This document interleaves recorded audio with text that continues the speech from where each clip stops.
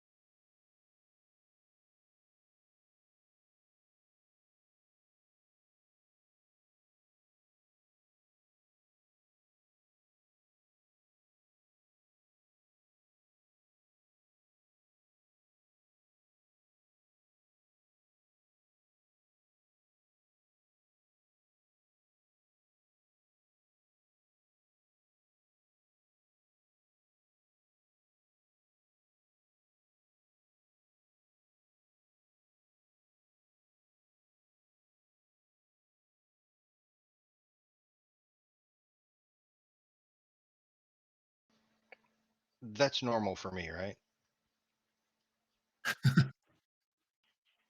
Not in Jinx.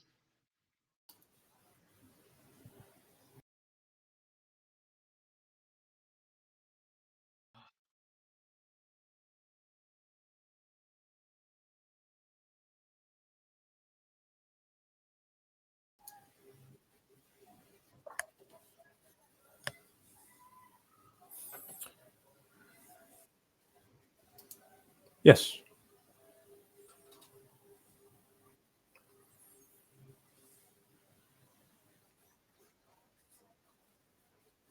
Yes. The other one would be I would wonder with lesser restoration, would that work on the two individuals that are not sleeping well? Is there something to restore with a lesser restoration?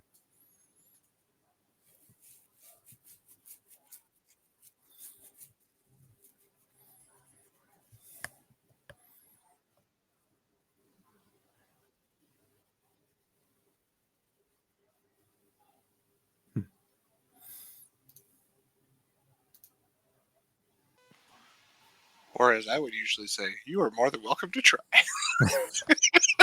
Yeah, that's what I heard.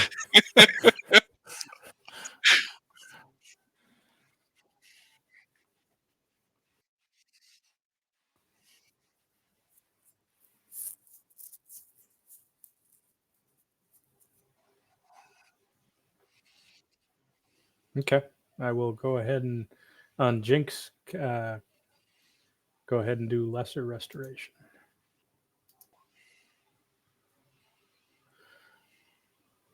Bless him before he goes to bed at night, and hopefully he'll wake up, all good and rested.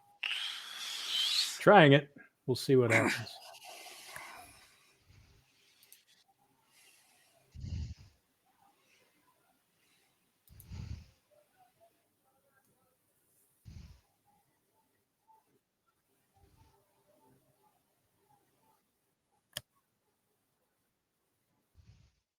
Hmm.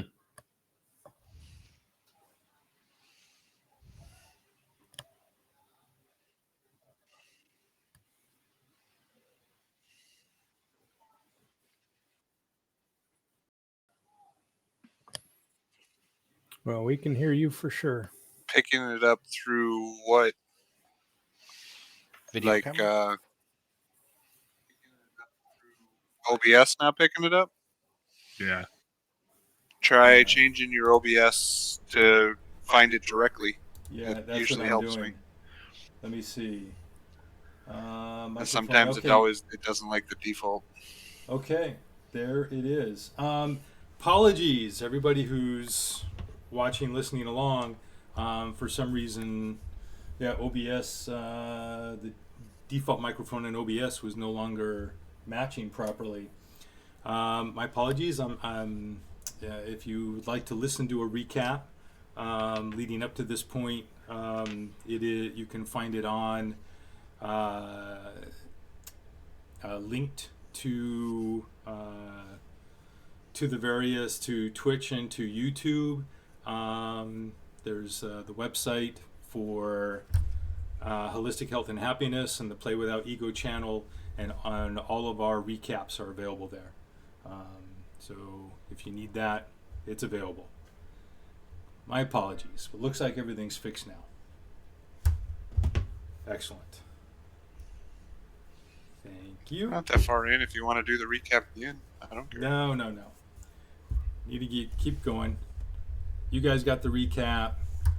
People who are watching may remember most of it. It's really just recap was really just got attacked by trolls and assassin bugs. It was a vicious battle, and you moved on. we're going on afterwards. Okay, so Smuck just cast Lesser Restoration. Trying to get rid of either poison or whatever. I remember it was a Constitution save, so I thought worth a try. So, yeah, this is a little. So this is a kind of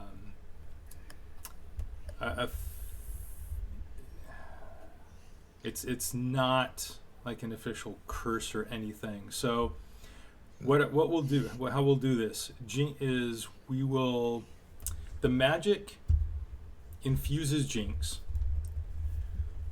and Jinx, you feel the soothing energy and the power of divine magic go through your body, including your head and your mind, and it is soothing as well. Go ahead and make a wisdom saving throw.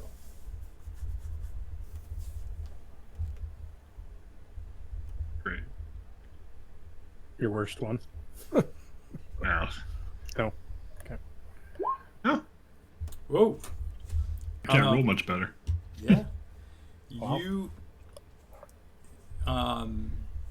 through the power of this magic, you are able to look back on the experience, and it no longer sends shivers up your spine, and the echo of the shriekers in your head is lessened, and you will be able to sleep restfully tonight.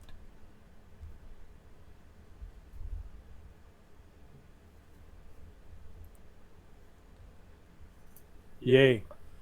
Bahamut blesses you. Well, helps you sleep anyway. It is a blessing. Basically, a drinking list. As expected. Did he do that to both? Not or not just untrue. one? Not untrue. Did he do that to both or just one? Yep. Only did it to Jinx. Okay. If he cannot do it to the other, because there's two afflicted, right? Yep. Okay. I so cannot. first off, let me roll a d4. I'm sure there's others in the caravan besides just the two of us. There's only just the two of us in our group that are, though, right? Right. There's a lot of people in the caravan affected. Yeah. So I would use this on the other one here, and it heals both disease and poisons. Mm-hmm. Curse of disease and poisons. So I would give that to our other teammate and see if it helps with him. And then I'd reserve, since I only rolled a 1, I've only got 2 uses for the day. I would save the second use for somebody else in the afternoon. Okay. Luna, go Well, ahead that's only and 2 uses forever, right? Not for the No. day. Actually, no, it It's should 1d4 plus 1 doses total. yeah, It's, that's 'cause total. It's an ointment that'll go away when you use it all. It doesn't replenish. It doesn't replenish. Okay. So just be aware you're using that. I would not use that if he has a spell. I'd hold off on it then. You're right. Okay. I was thinking it replenishes. Yeah. Okay. So then, I mean, we are talking about a 10-day here. So then, Smock, you wait, and the next day you take care of. Yes, sir. Yes. Spot. Okay. So Spot, yes, you have the magic cast on you. You woke up that morning, even more tired, and you would be if it continued, like, you had a point of exhaustion that you're going to get right back as the day this very next day, most likely. But go ahead and make a wisdom saving throw.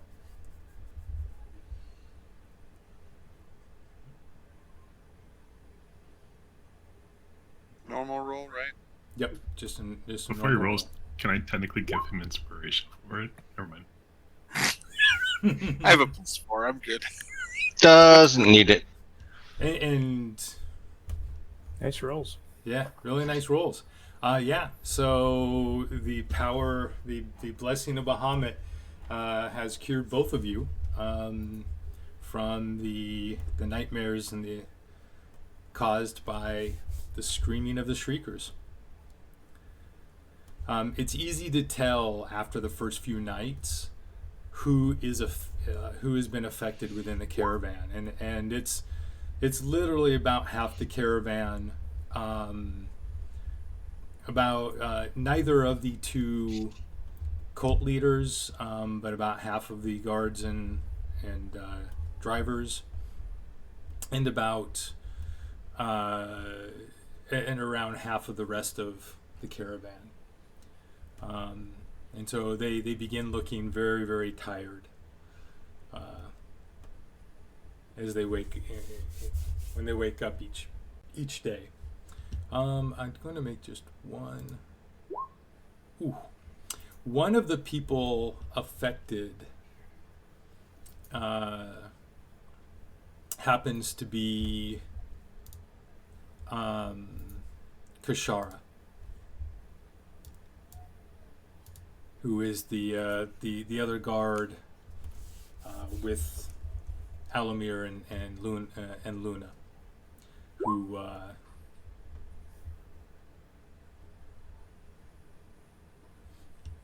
very good. And you're doing that, Smock. You're doing aid every day now too. Yes. Mm. Yes.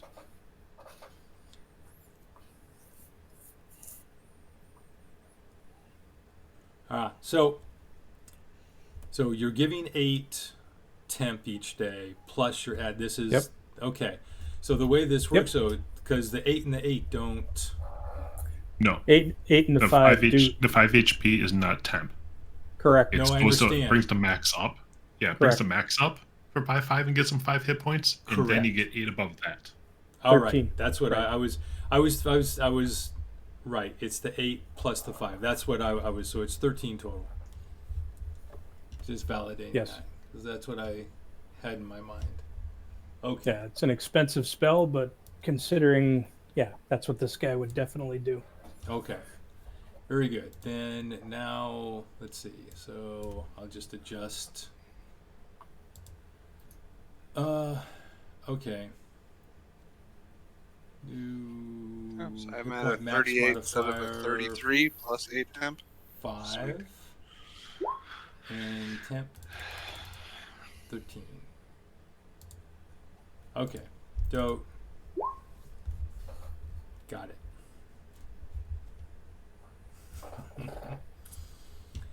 All right. So back to the other question, Smock. What are you doing in regard, like, so you're both working in a concentrated area with Hef each day, and you're also training in the morning. What anything else special? Like, he seems to be doing really good with his training. Anything else that you are doing with him or watching him, or in regards to this trip? And if not, that's perfectly fine. I'm just Yeah, just watching for his weaknesses, watching for his strengths, and seeing if there's perhaps another path for him other than the warrior path or the ranged warrior path. very good.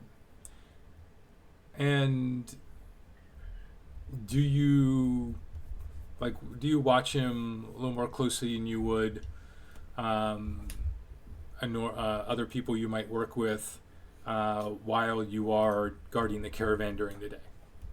Absolutely, he's my ward, so for sure. Okay. Go ahead and make a perception check at this point with advantage.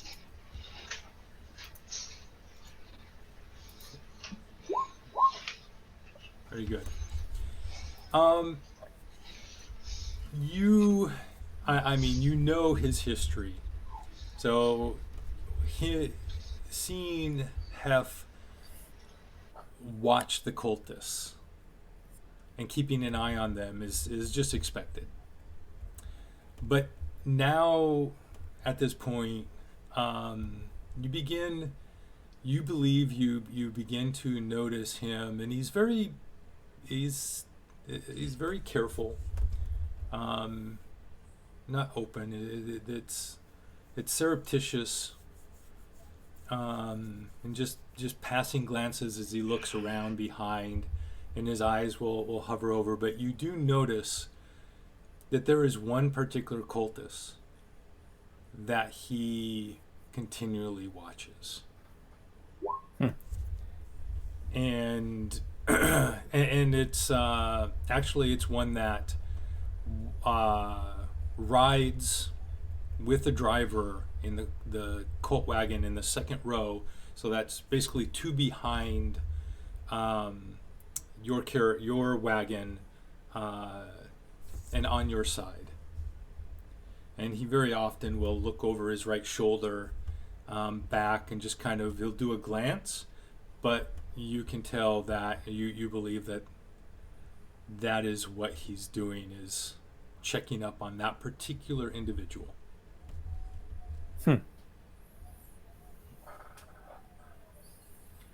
And actually, as long as this has been going, you do have. Well, how do I not have that information available to me? I need to pull this up. Okay, I'm gonna do something else now. It's a man, you said? It is. Yep. Okay. It is. At some point when we're doing unarmed combat and practicing that, if we take a tumble, I would lean into him and say, "Hey, why are you staring at that guy? Do you recognize him?"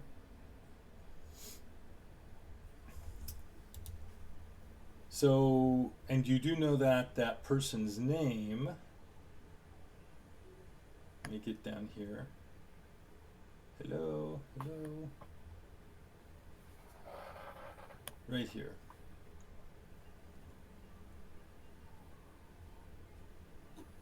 Okay.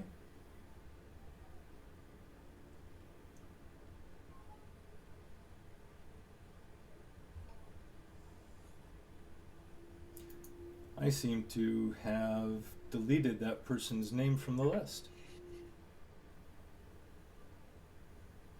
How did I do that? 1, 2, 3, 4, 5, 6, 7, 8, 9, 10, 11. I did. I deleted that person's name from the list. I'm batting 1,000 today. So we'll call him non-person. So Blank. We'll just call him Blank. blankety blank. Here, let me. Blankety blank is when we're mad at him. Otherwise, it's just blank. The name is here. I know the name is here. Well, then we call Hero over to us. Here we go. Here a blank. The name is Iverius. Iverius. I like the name. And I'm going to add So- him back into this list that somehow he disappeared from. So Go ahead. yep. So I do ask. Why are you staring at Iverius much more than the others? Is there something you know that we should know? Basically, what's your malfunction?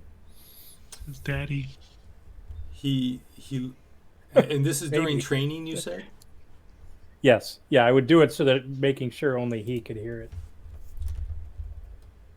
He stops. The idea would be that it's not nondescript and sort of to make sure nobody else can overhear. Absolutely. Normally, when you have these conversations, he continues to train, and it's just like talking while training. But this time, he stops. Breathing heavily, and he takes a deep breath. It is okay. I am simply watching. He looks right into your eyes. That is the man that killed my father. Oh. I Okay. was not Am I certain within? that until after this last battle, when they began mixing more and pulling their cloaks off of their heads. It is definitely him. Okay.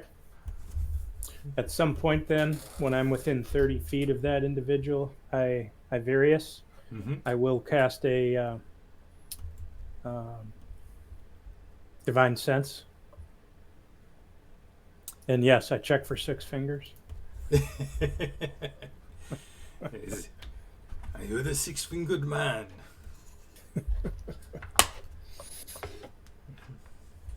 um, So again, divine sense, detect Yes. good or evil. If it's hallowed ground or celestial fiend or undead within 60 feet, unless it's in total cover, all of that would be revealed. so let's do this on a scale of 1 to 10, with 5 and 6 being like neutral, 10 being, you know, the 10 being the pure follower of Bahamut, and 1 being the pure follower of Baal or any of the other um, 3 evil, the core 3 evil gods. He would register around a 3.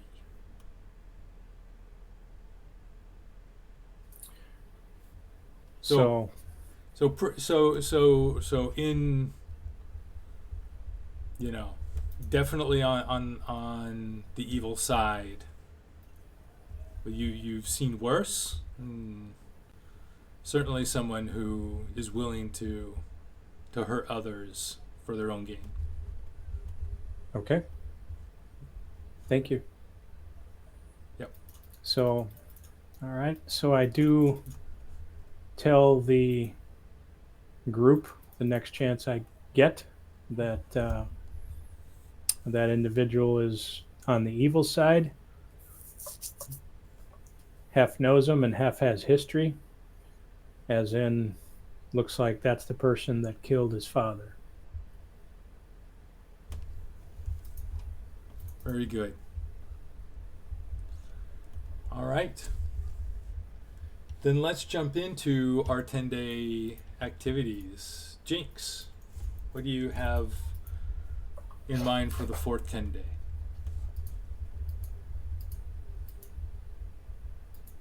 Well, I have supported and I have done something.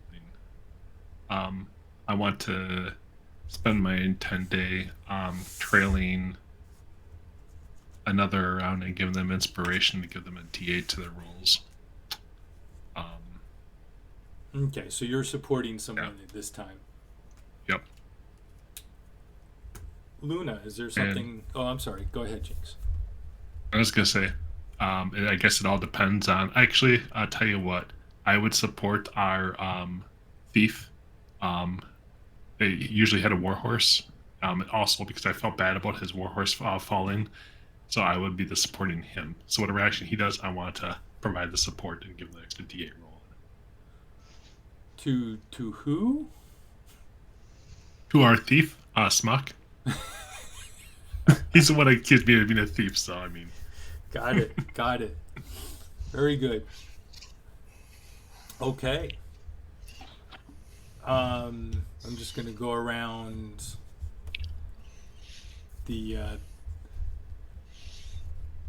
the row here. So, Alamir, do you have something specific that you'd like to do during the 4th 10 day?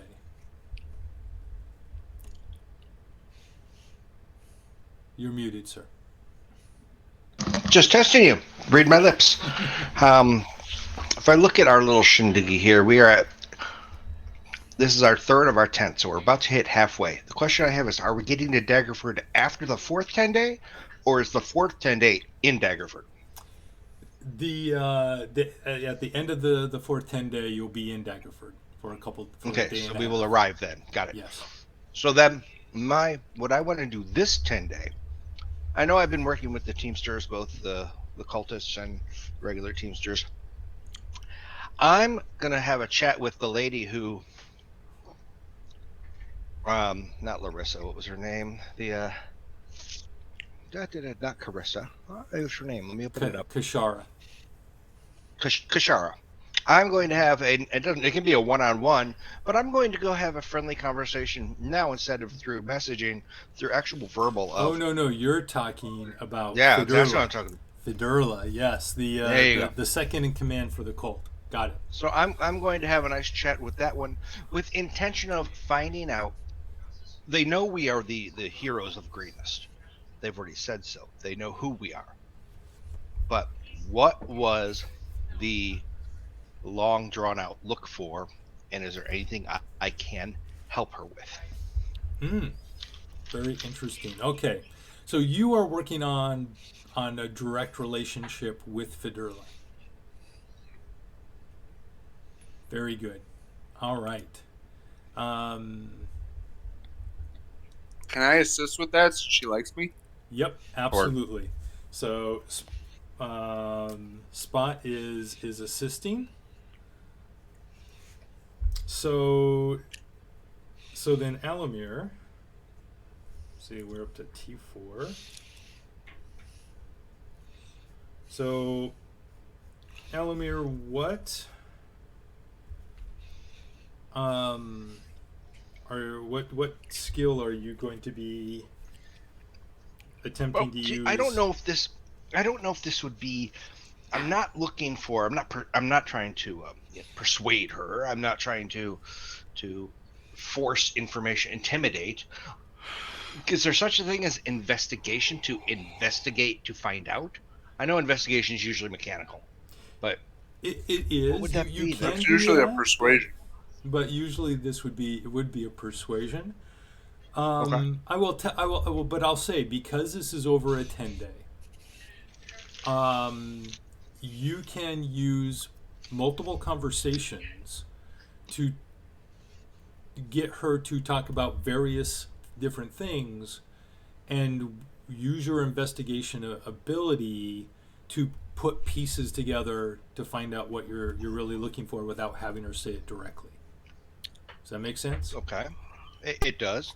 So do you want to start with a persuasion and then get to investigation, or straight to investigation for the No, whole thing wrapped up together like a burrito? you're just simply picking various topics and having her talk about a bunch of things and then beginning to put the pieces together based on what she says in each conversation. So, Okay. So you might talk about her past or specific things or things that she's interested in, and try to glean little bits and pieces. oh yeah, I would definitely be playing the.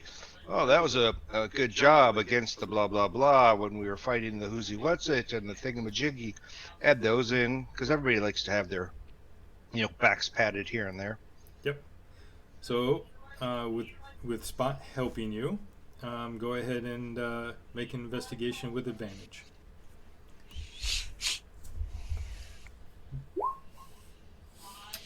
Yeah, that basically does it. Crit. Hey, for once you didn't get a green and a red for us. Is that what you're saying? Yeah, that's the first. So, excellent. So we will.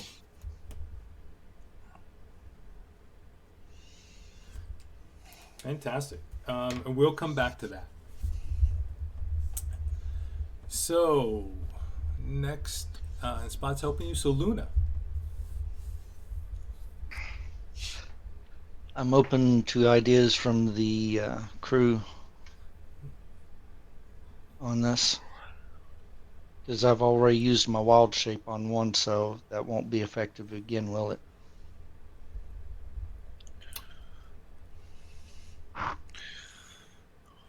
We all had our things to get out of this traveling thing. So what was yours? What are you trying to do? What would you do to go after it? That's what I'm trying to remember. So you could. So wild shape is not a skill; it's an ability. You could use it. It's just it will become more difficult, especially since now They you know know that I that can they wild shape. all know who you are and that you have that ability. So Maybe they he will be can on use the his lookout. maybe he can use his skills and knowing about dragons. somehow. Yep. Who Or somehow. who do y'all want me to talk to with? I'm open to ideas, like I say right now.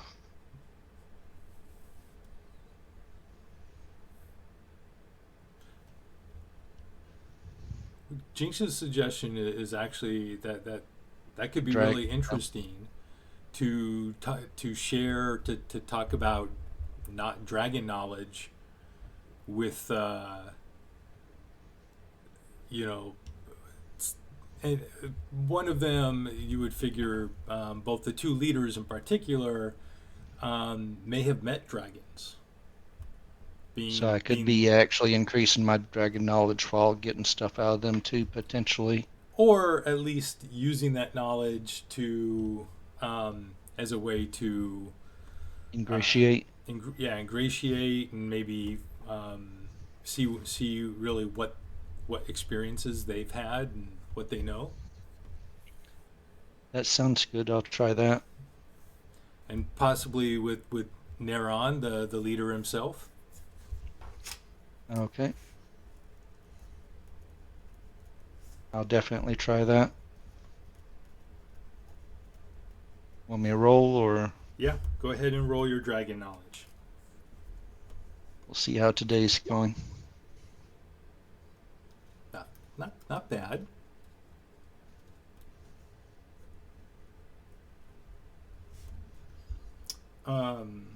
So a 16. Very good. So, this is gonna be contested. So let me see here. Any chance I can assist with my background and knowledge with Bahamut and Tiamat? And- You could, and- and you are actually already being assisted by whatever you were going to be doing by Jinx.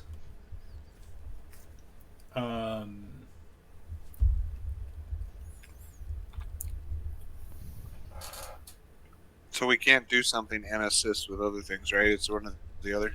It is for each 10 day. Okay. Never mind then.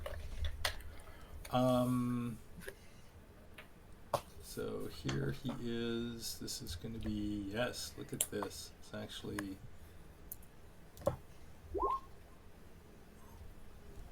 Wow. yeah, pretty. Hmm. They're pretty good at it. Imagine that. So you have some very interesting conversations, Luna, with Neron, and you are confident that he definitely is one of the most knowledgeable people outside of some of your mentors about dragons. But beyond that, other than having interesting conversations, he doesn't really share anything with you that you don't already know. But he does enjoy talking about them with you. So that is a positive. But that also will So at throw least down- starting What's that? some sort of generalized camaraderie to a point. Yep, absolutely. And oh wait, I only put one. The crit that Alamir got counts as 2. Crits count as 2. Smock.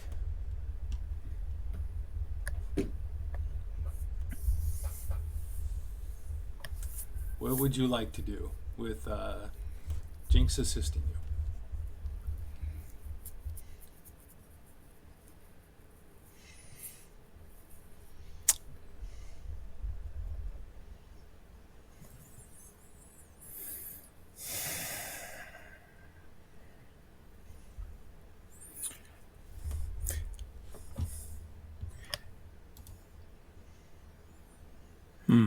Would you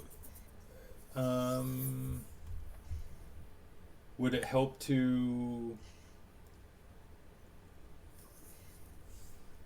go over again some of the goals and Yeah, questions? that would be good. Otherwise, I'm going to try to persuade him that Bahamut's the one true God and Tiamat's the weak sauce. And I don't think that's a winning strategy. Nice. So let's see. So you've attempted the ultimate destination of the treasure, gotten some more information, but they don't know where it ultimately is going. You still don't know the ultimate use of the treasure, which if they don't know where it's ultimately going, they may not know that. But we know where it's being unloaded. Yes, you know where it's being unloaded. You still missing the names of 2 of the 5 worm speakers. Okay, we can try on that one then. There's also the relationship with the Red Wizards. Hmm. Any information about other operations or major cells that they might know about operating in various parts of the Sword Coast? How about cells and Waterdeep? We'll Uh-huh. ask some questions around that. Okay. So we're going to be heading to Waterdeep. What, who are the contacts there, or what's going on there that is relative to this caravan, its delivery, and where it's going? Who are we meeting up with? And Very- I'll attempt to persuade. Very interesting. So the big question here is, who who are you working to get this information from? And I would, and if you don't have a good sense, I would allow you to do a insight check to get some guidance in that, or Jinx if you have an idea. Yes. Since he's assisting. I mean, you would never play that route though.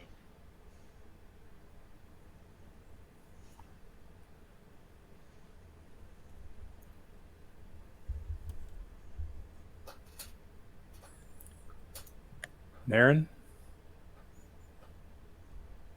I was thinking Naren, but I kind of went the money route on him, and I don't think you would probably play the money route on him, would you? It wouldn't be this. You wouldn't be looking at the same idea, which would make A little bit. us not look like we're being whatever.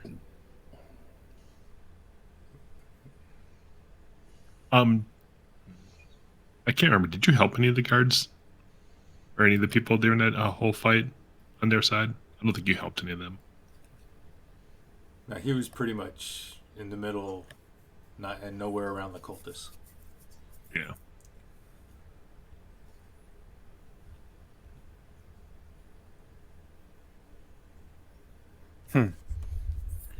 Could stir things up and talk about my defeat of Cyanrath. But that wouldn't be a winning strategy either. So In relation, well, the only person who's directly helped and been thanked for it is you, Jinx, and it was Fedurla who thanked you.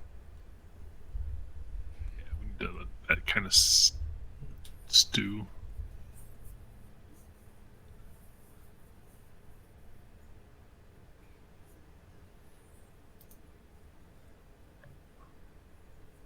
Right? Wasn't it Fedurla that helped? No, it was no. Naren, wasn't you? No, It I held wasn't. them, but it was Naren was the one I was actually talking to. You're right. It was that's why Naren, when Naren came over, he's the one that thanked you. That is correct. Yes, he's the one that sat down. That's right, and that's how that conversation started. Yeah. That is true. And I think everybody else in that little group there of theirs, I think we sided or helped out were the non-cult people. All right, let's jump back to you guys because this happens over 10 days. So, and it may help you if we finalize what Alamir, what happens with Fedurla and Alamir. So, Alamir, you as you're talking to Fidel,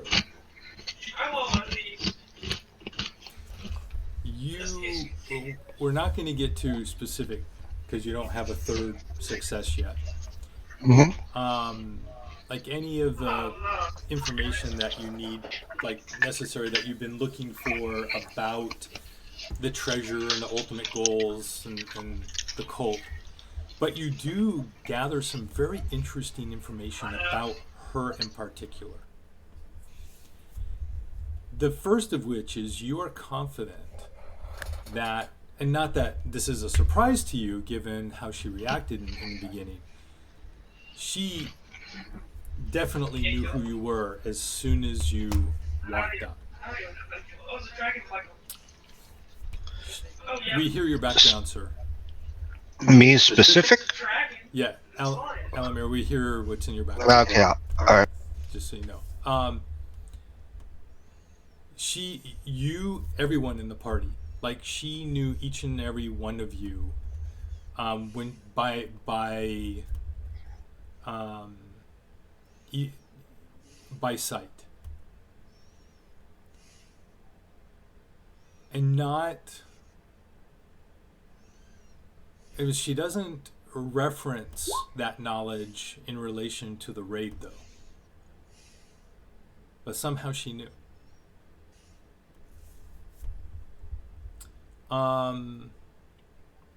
Roll an insight check to go with your incredible, and go ahead and do it with. You can do it with advantage too.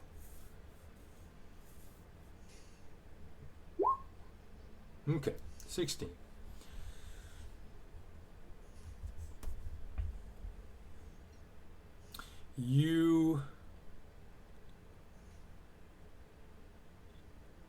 You're confident she holds no malice towards you and your group,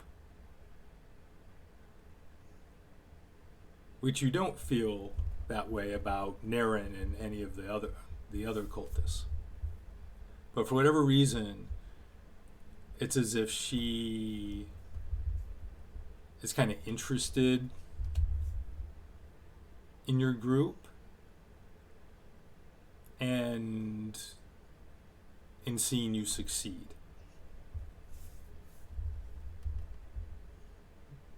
Okay. Yep. And that's what you get from her. So back to Smock and Jinx.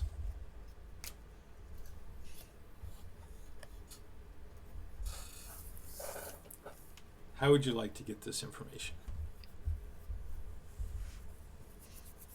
I think we'll try persuading him to share the information. Naren?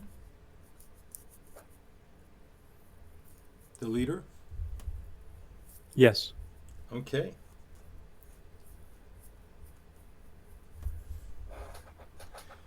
All right.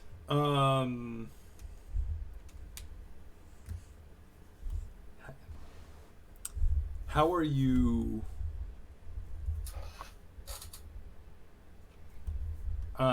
So what? Yeah. So what? What is your tact? What skill are you using? Persuasion? Persuasion. Okay. Yes. And Jinx, are you giving advantage or bardic inspiration? No, I use the inspiration die instead. So I have a D8.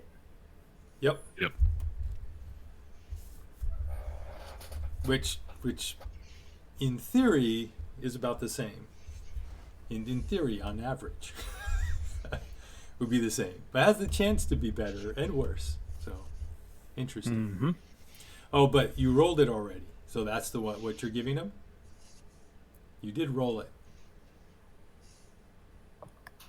Yeah, we upped up.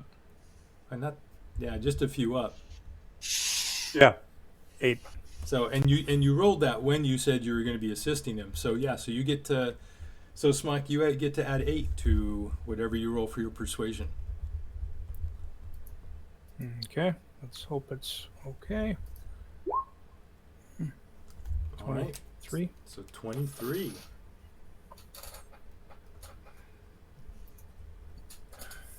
Okay.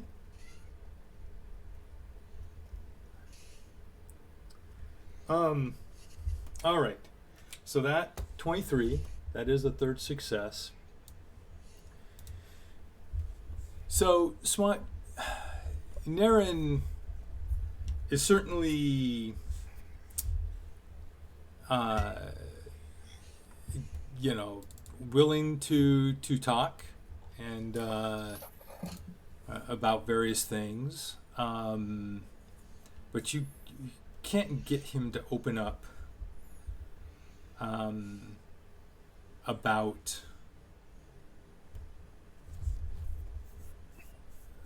any of this, like the cells in the area. You do know that they have contacts in Waterdeep. That they are already preparing. Now you know what? I'm going to give you. You're going to get one thing from him. You're going to learn that he's expecting the person organizing the next leg of the journey in Waterdeep, who should already be there and should have been there for a while, who went on ahead even before the caravan was underway from Baldur's Gate, is Resmir. So that is who he's expecting to meet, or to have things set up for that within Waterdeep itself. Is that the one that was in the flaming coach? Yes, that is Yep. the black. That is the half black dragon, Resmir the Black. He's gonna love us.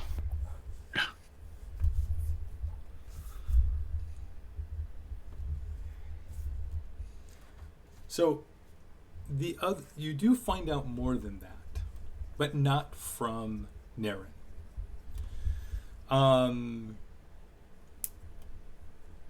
A couple of evenings later,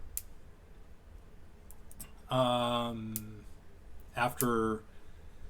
or not during the evenings. So you've been talking to Naren during the evenings, or like during probably the biggest day for conversation would be the 6th day of rest, right? On those days when they rest the horses. And on that day, you also, during the midday meal, Fiderla sits down next to you. And she basically says, "So, I hear you have been asking about the operations, about organization around Waterdeep. I can tell you that Waterdeep itself is not a place that we frequent in terms of or have regular operatives. The nearest to Waterdeep would be Yartar.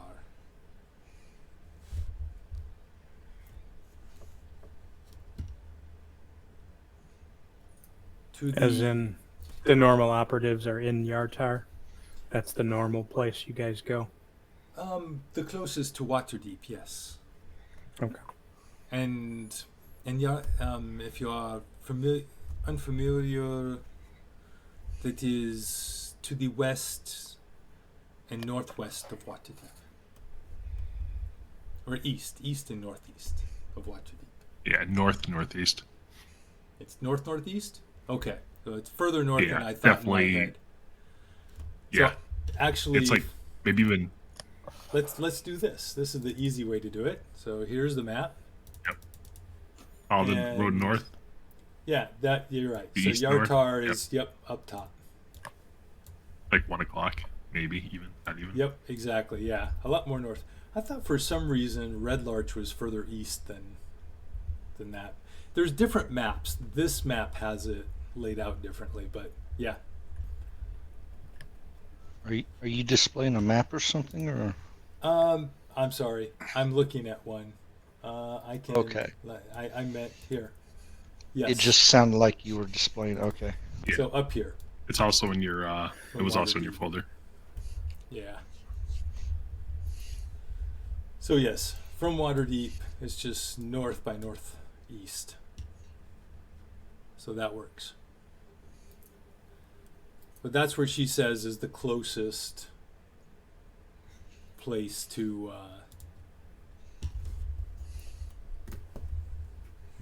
So we're going to Waterdeep with this caravan, Mm-hmm. and they're unloading there. The odds are that they were probably heading northeast, but we have technically a mission to go northwest, right? Well, you heard from her before that, right? That is where they're going to. Okay. That they're right. They're going to. That it's going to be unloaded. At a way stop there. Okay. We're good. Or specifically, it is called a road at one of the roads, a road stop. Okay. So you learned information. Interesting events. So on the fourth day in, after one of the full days of rest, it's a beautiful sunny day, and in that afternoon, a herd of deer is spotted grazing on a nearby hill. And when you see a herd of animals like this, very often they'll send some people out to try to get fresh larder for the travel, for the trip. Good practice for half. Absolutely. This herd, however, has people very excited because there is a magnificent golden stag shimmering in the sunlight as if its coat is spun from gold and its antlers plated with platinum. Nearly. Is this how big is this? How big is it? So How many point? the herd No. is is spotted an eighth of a mile away, and this stag is easily 50% larger than the rest of. Would you say it's like warhorse size? Probably a little larger. I'm just saying. Okay, Yeah. move on. Well, unless the warhorse is the size of like a Clydesdale. Besides, I have a unicorn warhorse. I'm good. But yes. So, people are saying its pelt would be worth a fortune, even if it's not real gold. It's incredibly rare. There's a couple of the people in the caravan, Kashara in particular, who says no. Surely that the creature is blessed, and killing it would bring bad luck. I would be on the side of Kashara. And I would go with it too, and use my deception or persuasion to kind of direct that direction. Mm-hmm. Then Jinx, go ahead and roll your persuasion. And I would Sure. attempt to assist. Yep. So it sounds like you have assistance, but you don't need it because you are incredibly good at persuasion. Yeah. With that with There. with you all led by Jinx, um, you're easily able to talk people out of spending the time to hunt down the stag, and they decide it's decided that that particular herd should just be let go on its way. Especially you're close to Daggerford, you don't need the food, um, and yes, the stag probably is it's going to bring bad luck if it's hurt. You look like you have something else you want to say. I was just thinking, I don't care if they hunt the rest of them, but that's cool. If we oversold it, that's fine. That's fine. But kind of, yeah, it was an association thing, and pretty good. All right. So I will ask. So I will ask Kashara Mhm. to. Why is it she seems to have a lot of dwarvish in her? And that was after us helping her talk everyone into not hunting that. So I am attempting to persuade her to share her seeming dwarvish heritage. Especially without the beard. And she also is looking incredibly haggard. She's one of the people who have been having nightmares. And as a favor, I will go ahead and do a lesser restoration on her. Very good. And I will, and even if it doesn't take, let's see, let's just see what she rolls. Well, pretty. That's good enough. So yeah, and she's very thankful. So when you ask her that question, she says, oh, I don't like to talk about it, but I grew up with the dwarves in the north. It's not Which like clan? it was a bad time, you see. I It's just something most people don't understand. I understand what it's like when things are ripped away and you got to do what you got to do to be with people to feel safe. Uh, my it's not like anything was taken from me. It's just that I my family were awfully close to the clan, Clan Mirabar. And me ma and pa worked for them for as long as since for years before I was born.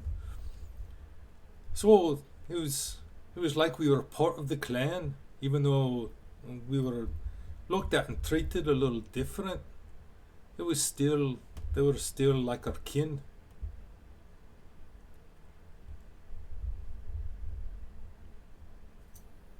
Are you still close with them? Oh, I could if I go back. I'm sure I get a warm reception. It's been many years though. I think there's more of this world that I want to see before I head home. When I go home, it's probably to stay, start a family. Understandable. Okay. Thank you. And thank you for your help. I feel so much better. Just here to help, ma'am. Bahamut blesses you. He is indeed blessed to have you as a follower.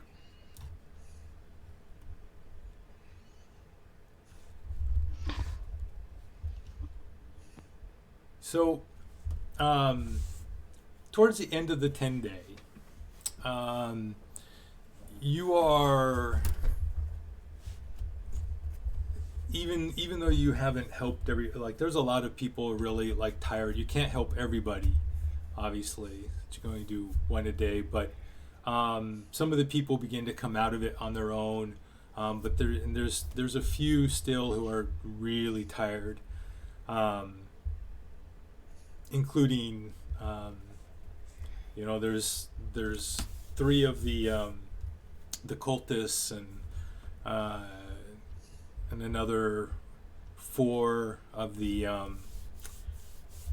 guards and one of the drivers for the other wagons. But everybody's in pretty good spirits, knowing that you're just a couple days from Daggerford, and the first major stop, major civilization, and the rest of the trip after that to Waterdeep should be much safer. And you're sitting around the fire that evening, and by around the fire, that would be, um, let's see, around. Okay, that's not right. Around the fire, around the fire, around the fire. So around the fire would be the five of you with Hef, Samardog the Hopper, Lai Angaston, and Nuhar Seralim, who are the three people that have hired you all, and Kashara, the other guard in the group. And you're all sitting around the fire, and there is a nice warm breeze coming in from the further in the coast, from the southwest, rustling the few trees that are around you. The horses are a little to the south of you, between some of the tents you sleep in, and having their evening meal like you are. And it's a nice, relaxing meal. Everybody's kind of just kind of relaxed and happy, making some jokes. Everyone roll perception checks.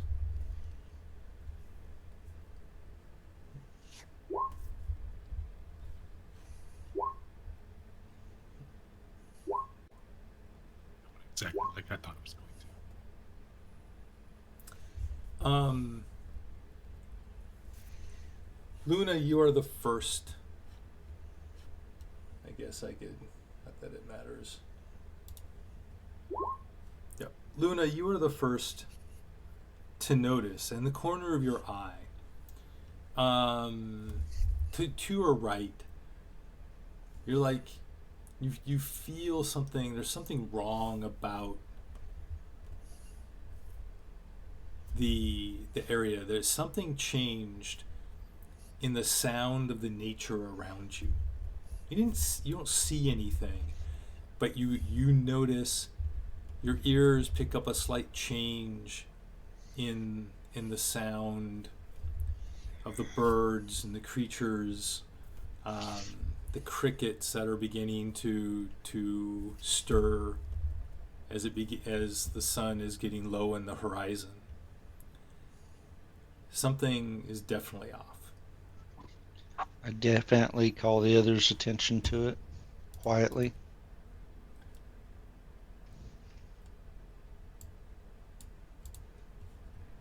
And while I do that, I also do that. Okay. And as Luna says this,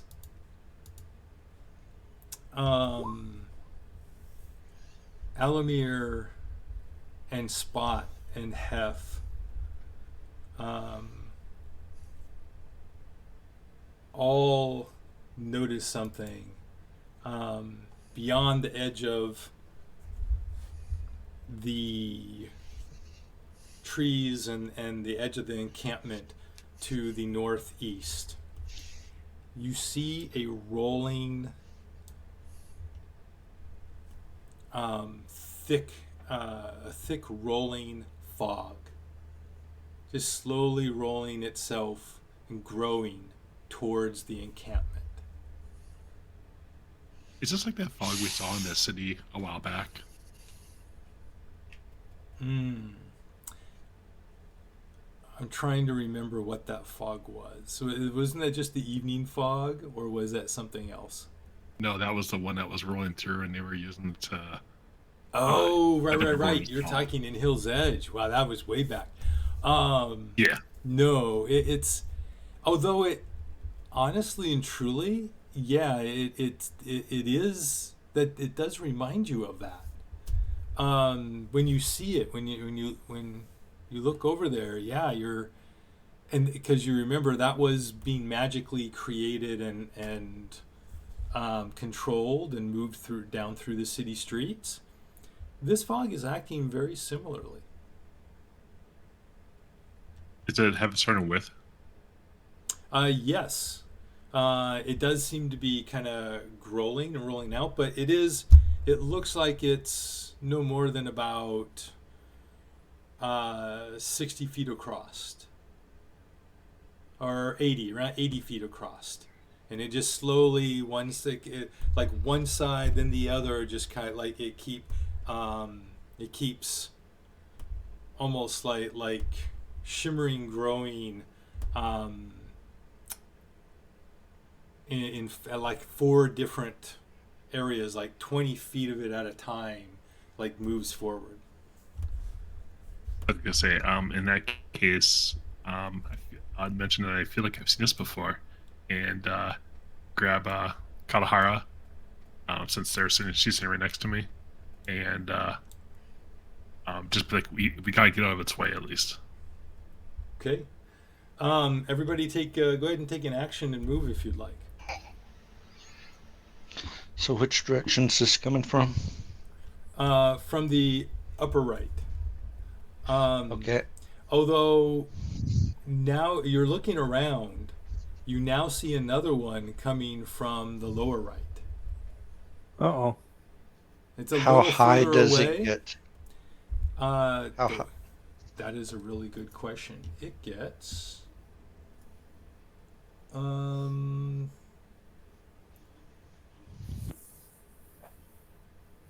it's only about 20 feet high.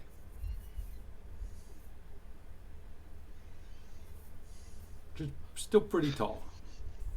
Yeah.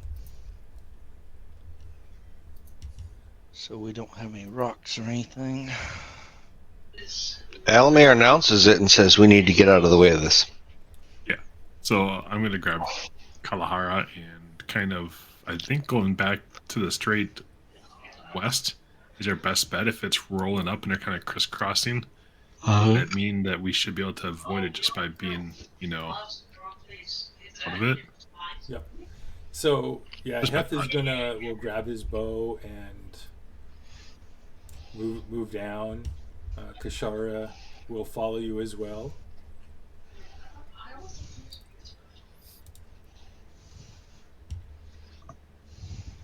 My movement, I'm like, okay, it's only 30, right?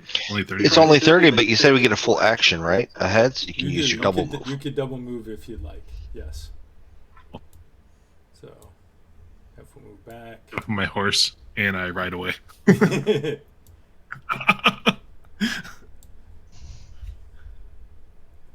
I tell you what, if I could, I would grab Kalahara and throw her on the back.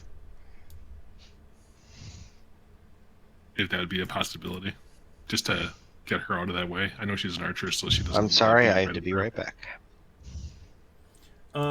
Well, she actually has her own horse down there too. Oh, look at that. I did not notice that. All right. So you're all So you're some of you going down to the horses. Yeah. So, And as we go, just in case everybody's in a tense resting or sleeping or whatever, I'd be like, get up, you fools, or whatever.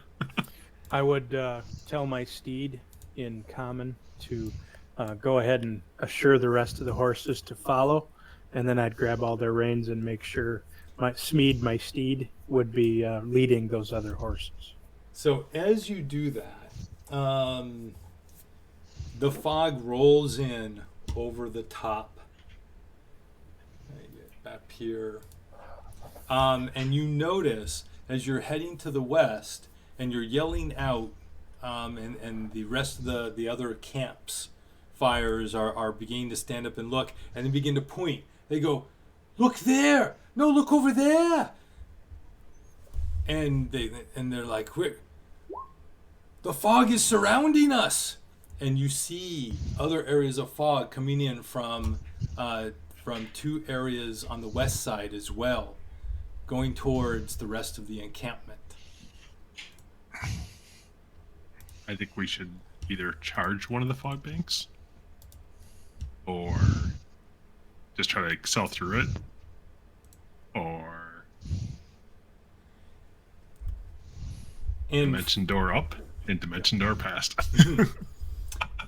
and from the fog, actually, I don't think this.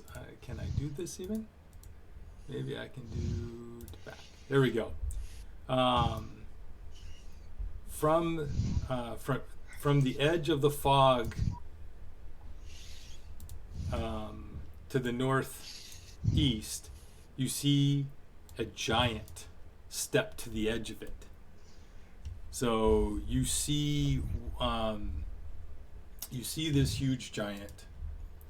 It is a huge, powerful. They don't give the other specifics for giants, do they? I don't think they give size or anything like that in the description. But it looks. You see what looks like a pale blue-gray skin, blue eyes, pale blue hair, and the creature steps forward and it yells out, "Bragwa! Here! Get more treasure!" And I need everyone to roll initiative. Let me open it up. There we go. Turn order.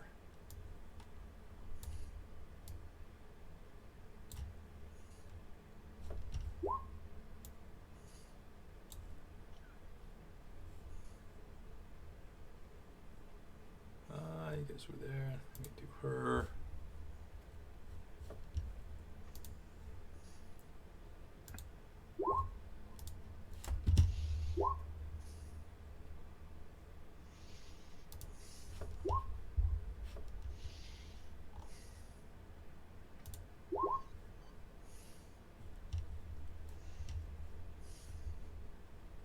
And I can do this.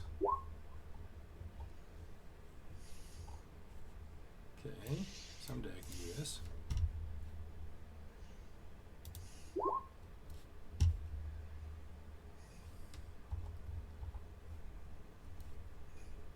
Oh.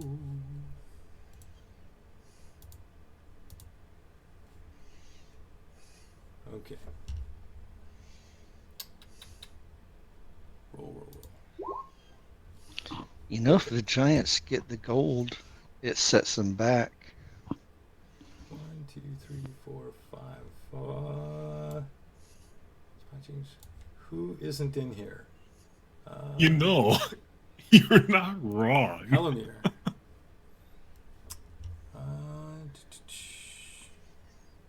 Elamir has stepped away. Okay. We will at least get Elamir in here this way. I also need to roll too. Yep. Yes, you do.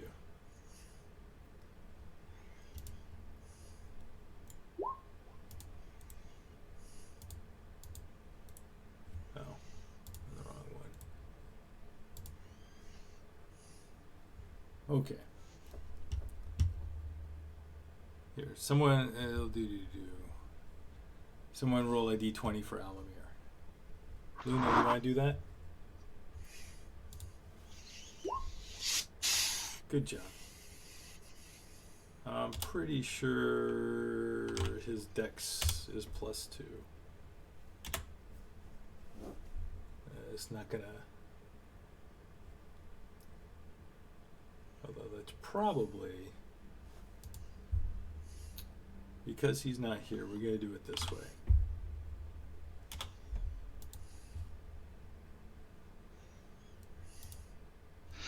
Tell him one snuck up behind him and hit him. Yeah. Okay. So, what you see in Jinx? So that one steps forward. Let's do this. One more thing. Token. So you see on the other side. So in the direction you're going to the west, you see two more cloud banks rolling in to the encampments. So to the west of this map, there is the encampment is about 4 times as big. So there would be at least there's 2 campfires for the cultists and 2 campfires for the rest of the wagon drivers and the guards and the teamsters. So and they are all preparing their defenses, preparing for whatever the fog is bringing. And the fog is beginning. It's not completely encircled the entire camp, but pretty close. I rouse everybody with an amazing story of the grand champion, and he's not here to hear this, so that's funny. The grand champion of all giant destroyers, Alexion. You tell the story of Alexion, the giant slayer. You've heard that story many times in your travels. Just want to remind everyone to add their 8 hit points. And then I'd like to remind Hef and Spot adds 5 hit points to their max. Yep, Hef already has them. Thank you. So Jinx, what would you like to do?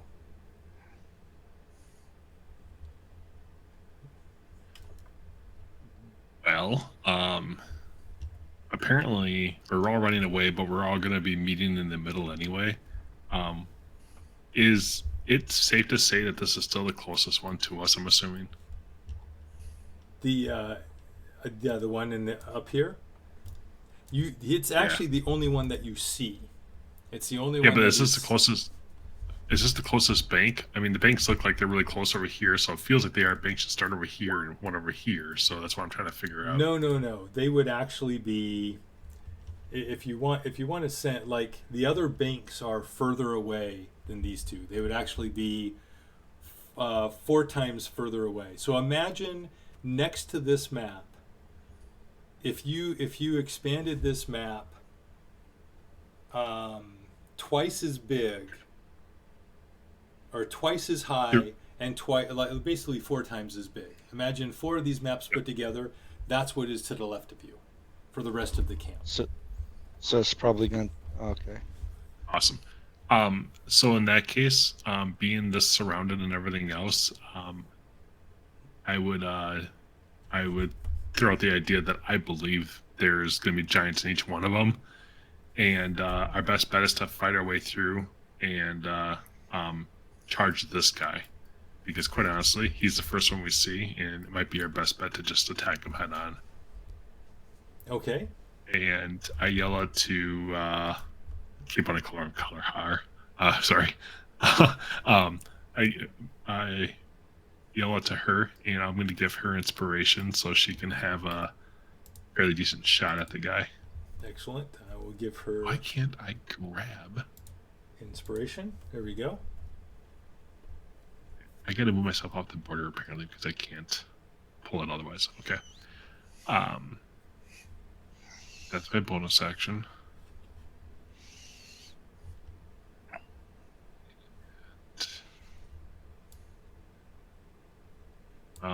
What's he wearing? Such a personal question. Yeah, he's wearing chainmail. Where's he Um, fall in the turn order? Bottom. Yeah. Yeah, he's just kind of standing there looking around right now, looking down. It's actually, he was calling out. When he called out, he was looking down south to the other fog bank. Yeah. So I get to right about there,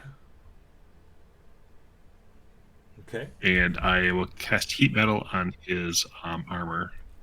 Ah, wicked, painful. Yeah. And there is no save, obviously. The only save, there is technically a save for every time he takes damage.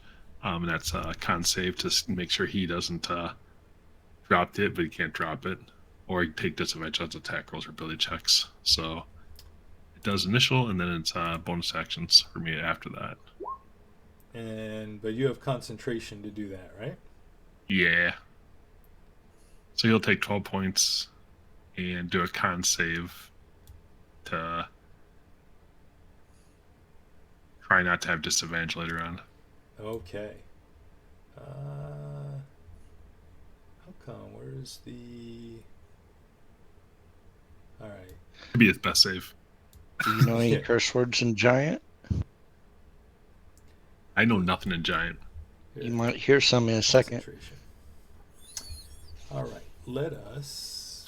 I laugh and I say out loud, heating up much? Ha ha ha. In Giant, by the way. I want to point out the fact that he does that, drawing attention to himself. Mhm. Like he's- Absolutely. Absolutely. In fact, I do this. Woo. Yeah. I knew he was gonna make a save, but it doesn't affect the damage. It just affects the not taking disadvantage. So it was 12 points of damage. All right. Yeah. All right. And that's it. So Yeah, that's an action move, and just that's everything. excellent. Elamir, your turn. Alrighty. Let's see. Well, when does he go? Okay, we got a while. So we're good. 5, 10, 15, 20, 25. Exactly 30 away. Spot gets haste. Ah, You missed this great motivational speech about this great giant slayer of old. What, named Alexion? I know. Dude They named should have brought him Alexion, in. Yeah, should have brought him in.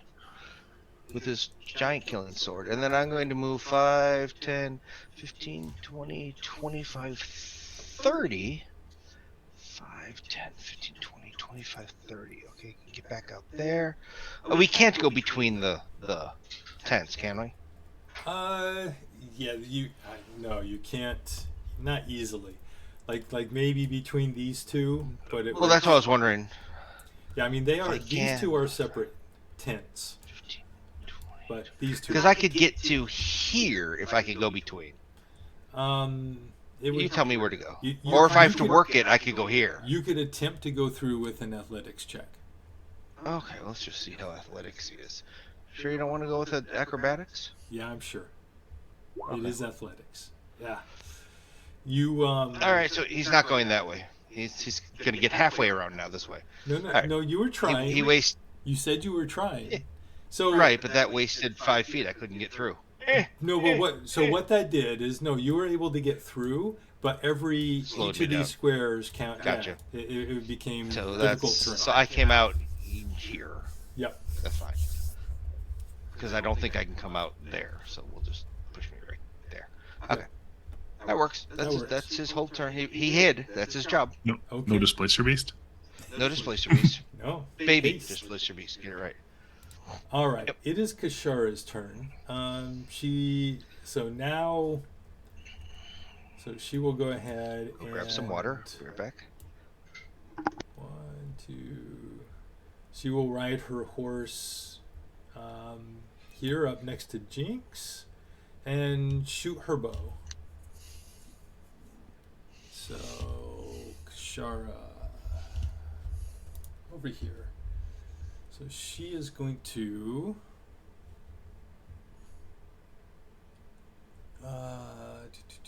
Yep, longbow. So she's going to. She rolls. So she hits. And she is going to. Right, so that did 5. She's going to add Archer's Eye to the damage for a total of 11 damage. And she'll shoot a second time. A 9. She'll go ahead and do Archer's Eye to try to roll the hit, adding a 2, which still misses. And that's You don't her want to turn. use her inspiration. Oh, you're right. And she has inspiration. Thank you. She will use her inspiration. Ah. And that still It's misses. fine. It's all right. That's all right. It was a good try. And that's her turn. Luna. All right. So it's 5, 10, 15, 20, 5.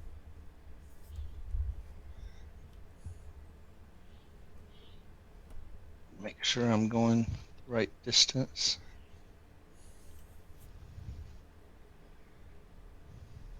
Yep.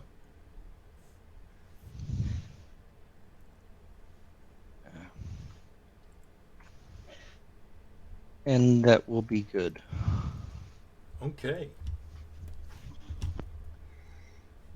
Smock.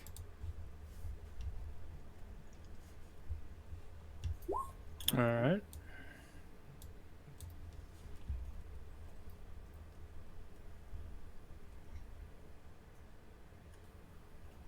And then I cast Toll the Dead, Wisdom save. Okay. Oh, 24. It made it. Huh. Yeah. All right. I am complete with my turn. All right. And Spot. Hasted as usual. Yep.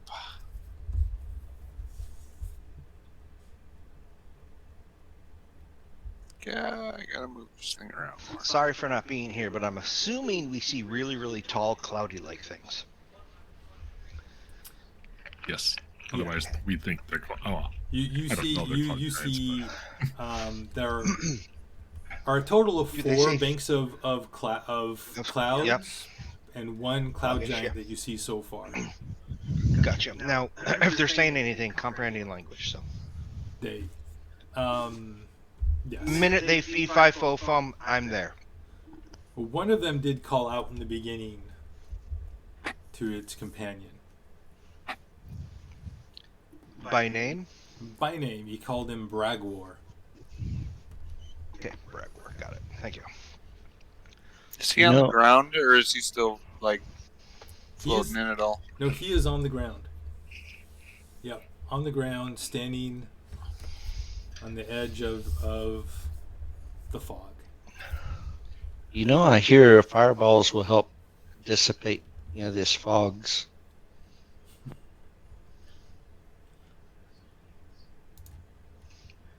Don't look this way. I don't have that spell.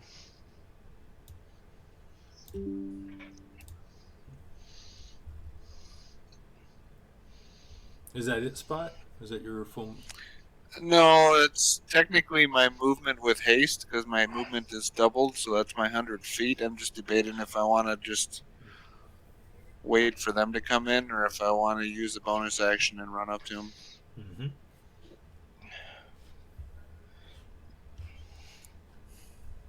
I think I'm just going to go to here and be like, you don't look so big, and then go into dodge. Very good. All right.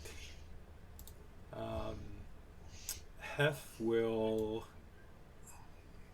step out to here.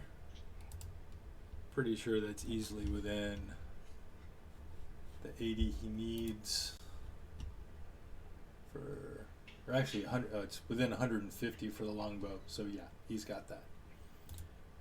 He hits for 6, and we'll go ahead and do a maneuvering. You know what?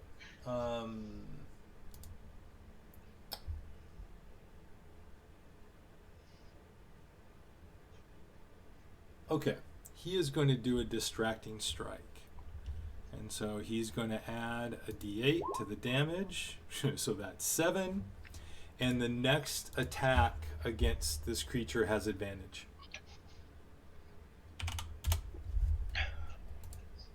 So I will see, that's disadvantage, advantage. So advantage to hit it. Okay. I don't know what to give, but we'll make it here.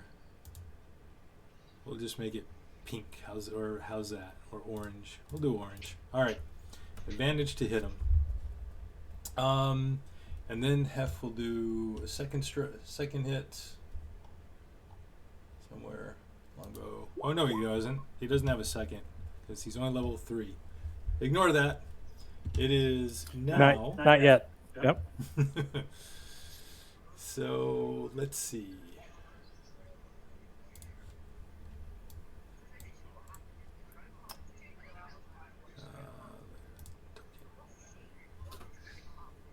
All right.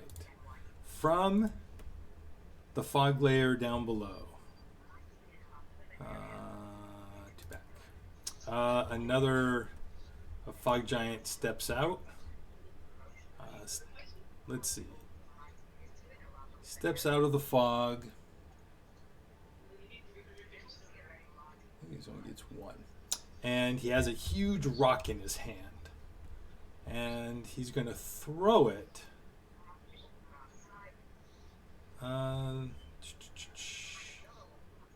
Really, he's going to toss it over, try to lob it over, and try to lob it onto in the area of like Jinx. Let's see, Jinx or Smock. One of the two. I'll do 1, 2, 3 is Jinx. So he lobs a rock at Jinx.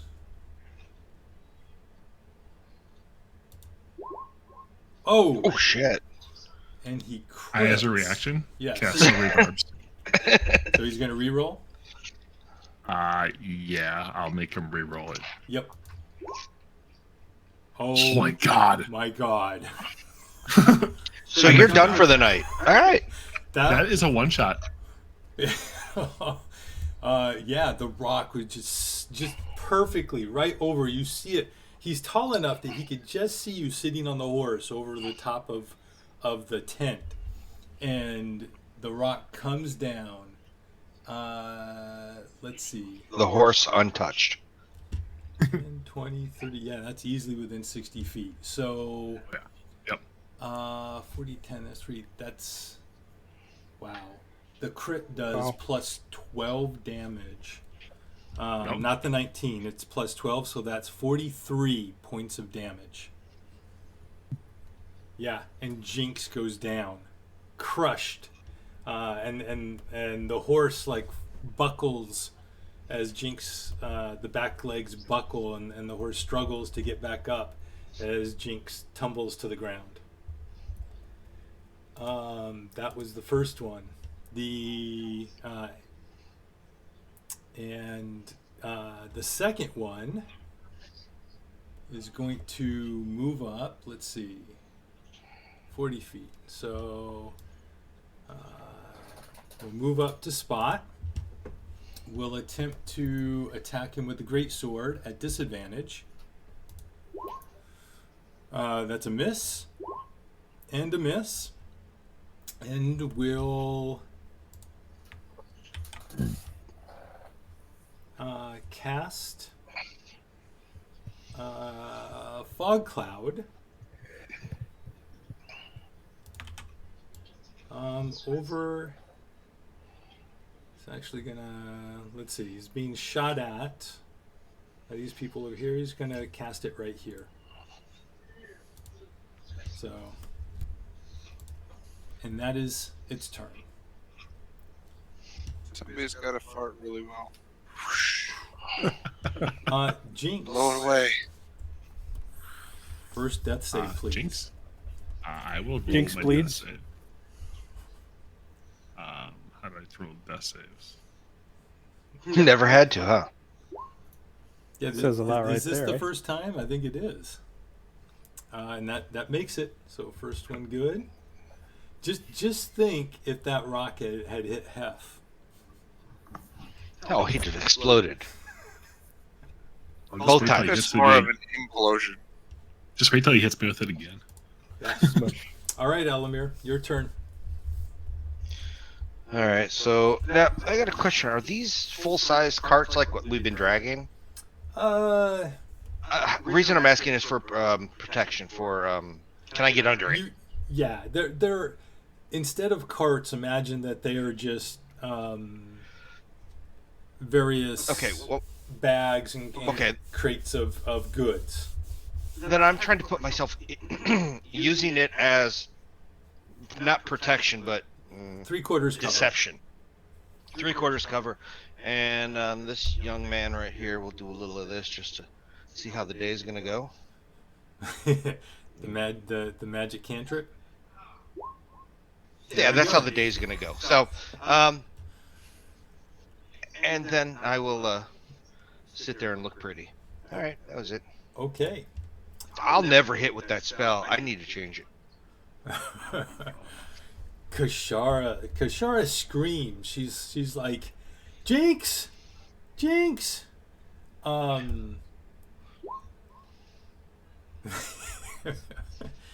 Yeah. She can't really do anything to help you, so she's. She can coup de grace. You can. Take him out Hey. of his misery.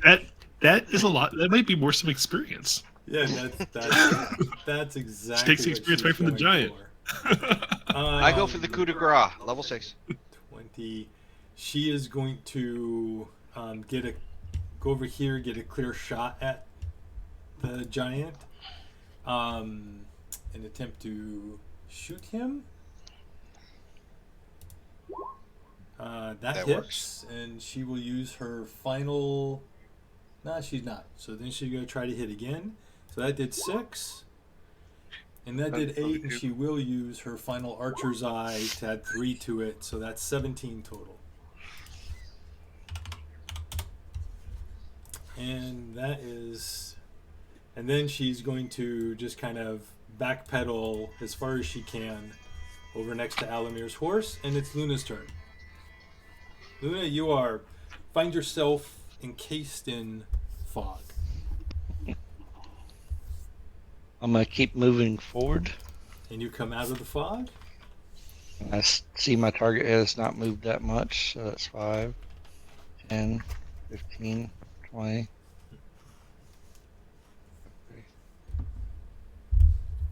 Now I'm gonna land right there. Yep. And since Spot is there, I should get advantage on attack, right? You do. You have advantage. Actually, we had. And your Has first anybody attack attacked had me? advantage anyway, but go ahead.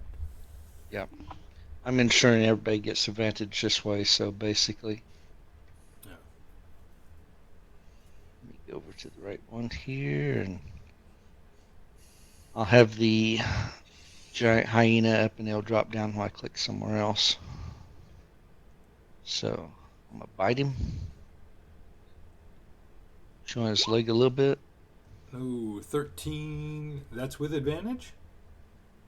Oh, I didn't click advantage. Just do it. Just do Oh. another one. Second one, yeah. Nope. Wait a minute. Wow, Yeah. My So 13 misses. it's gonna be one of those days. Yeah. I better hope not. Okay. Yeah. Anything with your bonus action? Or is that it?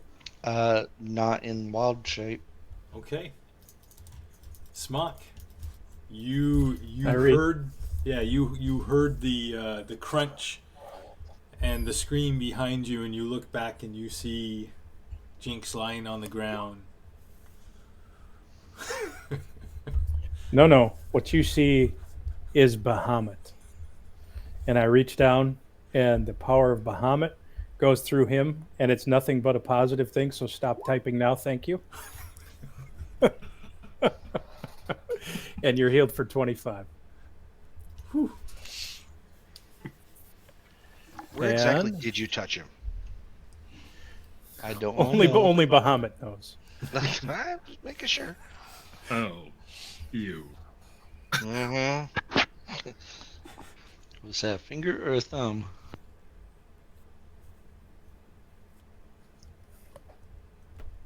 And I am done. Okay. Spot, you're up. You've been joined by a couple of your companions. Come on, let's see what you're doing. Your dodge helped you avoid two very powerful blows. Yep, and that's probably gonna stay up. Um, Aren't you glad you have extra actions? as I dodge through his blows, I'm like, yeah, come on, a little bit faster, and you might hit me. Really? You're gonna egg him on? And suddenly he gets mad and goes into Yeah, a now he I rampage. gets don't mad. care. I mean, it's better than having my friends go down. As I saw my, good You friend saw- fall off his horse Splat. from one. Yeah. Catch. So that gives me 3 attacks with normal, and then I'm gonna go into dodge. So 3 regular unarmed. Draconic. I do make a draconic strikes because it doesn't cost anything to do them. So I'm gonna turn them into. See, these are cloud giants. What keeps things on the ground? Poison sounds good, or no? Acid. There we go. Acid. Makes Okay. things melt to the ground. So we're gonna go with acid damage. Excellent. Oh, I got advantage, don't I? Yep. Let me re-roll that. That hits anyway, but see if you get a crit. That is their armor class. Close, but 1 off. Nice. So 6. A double 4, triple 4s. 4 on 2d20s and a 4 on the damage. What the heck? And then third hit should hit with a 13. Yep. Yeah, they're pretty easy to hit. Well, did the 11s hit? Probably not. Still pretty easy to hit. And then bonus action to stay. Although in I dodge. can't hit them. Okay. Can I bonus double action, haste him? Stay and dodge.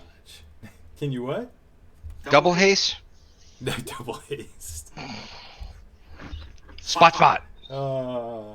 Okay. Hef is in the middle.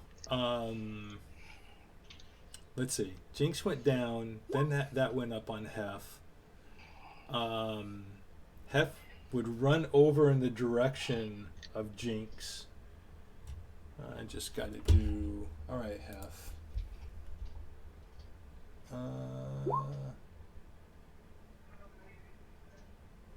Where?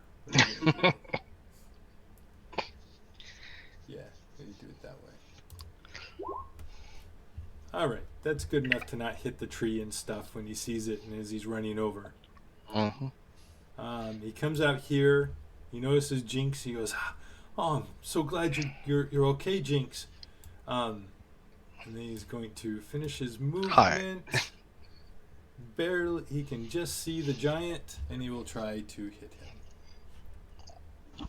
Would he have advantage too, since we're surrounding him? It's a different giant, and no, it's only for melee. Oh, okay. You do not. Is that fog bank a 40 by 40 by 40 or 40 by 40 by 20? 20-foot radius? So yes, it's a 40-foot diameter. There you go. Okay. So he hits for 5. And he is going to. Nice. He is going to do the same thing he did before. He'll use. Give advantage. Good. He'll give advantage on the first attack on this one, plus do an extra 7 points of damage. Is that first melee attack or first attack? Any attack. Okay. First attack roll. Yes, the very next attack. I don't make those. You Efficiently, I don't make those. and that's his turn. So it's their turn again. Oh my gosh. He throws more rocks. We'll start on top. Spot, you've been egging him on. So 1 through 4 is Spot, 5 is Luna, 6 is Smock.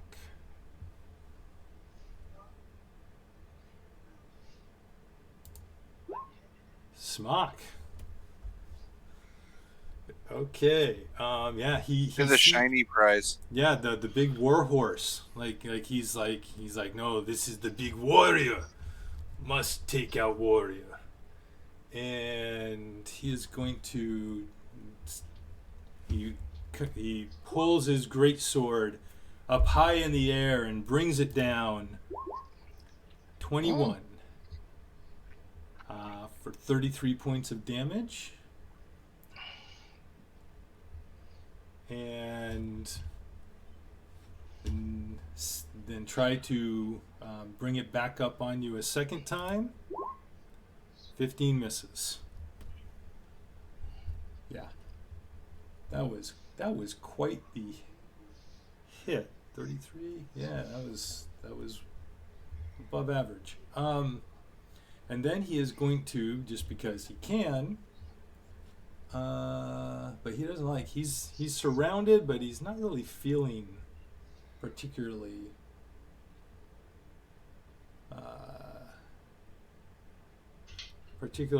endangered. He doesn't like being surrounded like this. So he is going to Misty Step.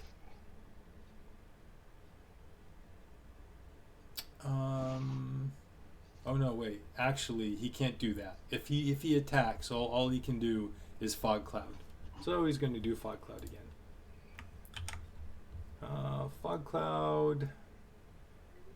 I don't think he actually noticed. Let's take a quick look. Perception. Nope. Didn't see Alamir. So he's just going to throw another Fog Cloud up like that. How tall are these guys above our tents? Our tallest structure? These giants are, let's say, around 16 feet tall, 15, 16 feet tall. And our yurts are what? 10? They're like, yeah, they go up, they're about 8 to 10 feet tall. Okay. Well, so I could not have seen this guy. I could have before, but not anymore. Right. Fog clouds go up 20 feet, though, right? The southern one. I could have seen him over the things, but not anymore. Yeah, I guess maybe they're a little taller than that. Because storm giants go up to like 25, right? So around 21, 20 feet 25, for a somewhere in there. cloud giant. We'll say 20 feet. That's a good round number. Okay, the one down below, which actually would have gone first, but doesn't matter. He is going to. So 10, Rock the 20, horses. 30, 40, 50. No, he only has 40 feet of movement. So, Beep, beep.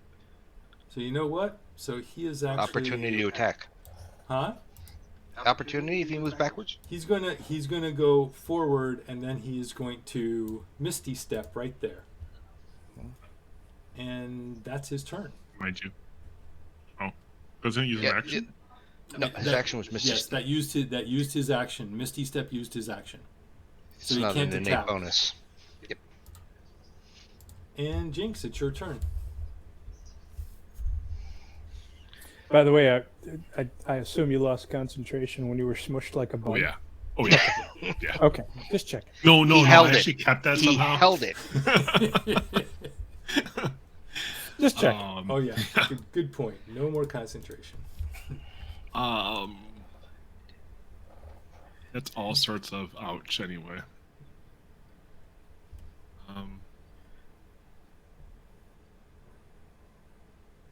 have a good option here, do I? I am going to use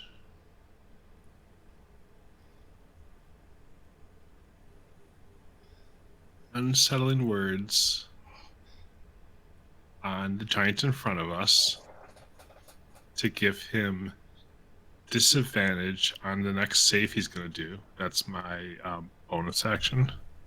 Is there a save to that or no? No, it's just I use my inspiration to basically Got be it. a negative inspiration. Got it. Okay, so And he then has disadvantage. Yep. And then since he's in this little block below me, I'm gonna basically point blank, but around him, cast hypnotic pattern to just kind of put him on pause if we can. I'm sorry. So I'm gonna cast hypnotic pattern, in a 30 or in the cube, 30-foot area, and it's basically this area south of me, basically. Right. So you're I gonna can just hit him. catch him in the horses. Yeah, And I'll he's get at Luna and disadvantage? Spot's horse, but in my horse that's fine, whatever. And he's at And, disadvantage. Yep, and does he have disadvantage too? No, he doesn't. Only on his attacks, right? That was only on his attacks. So wisdom save. Yep, wisdom save minus a d8. Ooh. Minus I think it is. It won't be enough. D8. No, he's gonna equal it. Maybe. Nope. 21. Okay, that's right. And then Spot's horse, however. Spot, you want to roll a d20 for your horse? Sure. It's not going to make a huge difference, but no, Not bad. It's fine. I was gonna say, now watch this horse take his natural 20. Except I think the horse has a -2 on wisdom. Just say -1. We'll call it square. It would have no, because the most a horse could have would be, I think, a 6 intelligence. And But no, this I thing's think a it's actually only summons. 4. I think it's only like 4. Was it a wisdom? But or that's an intelligence, save? right? This is wisdom, so it could be. Wisdom is a +1. +1. Thank you. Cool. And then I also roll around. I take my movement to obviously get up, and then I move my 15 feet.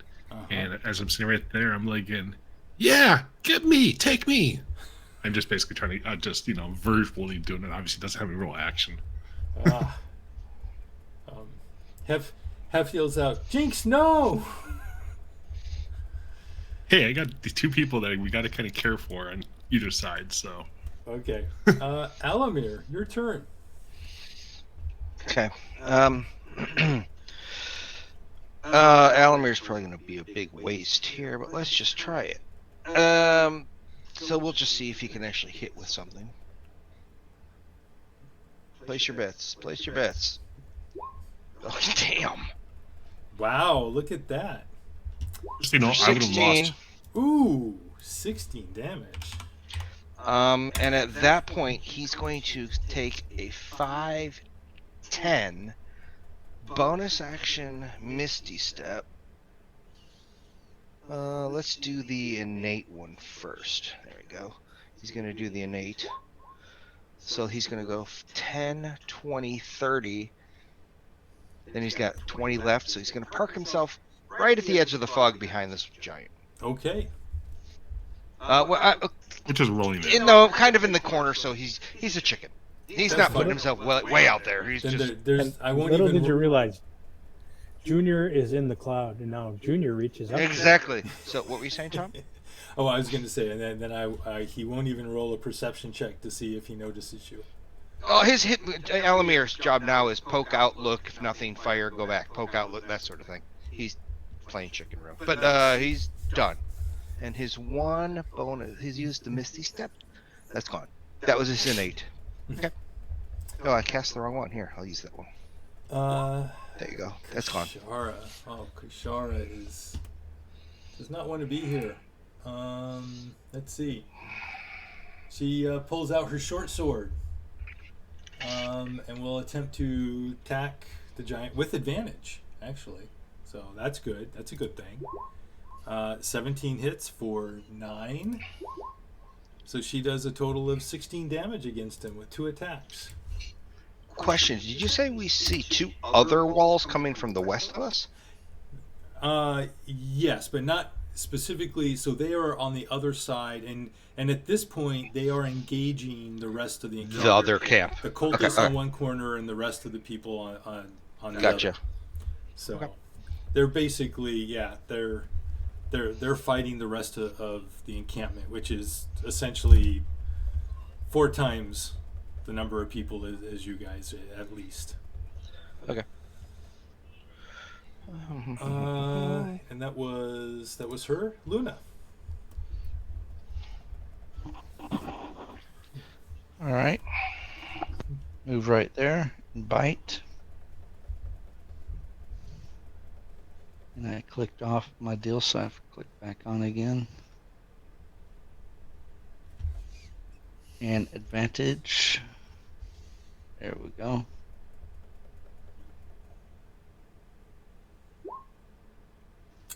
That hits. So 8 damage. And that's it. Okay.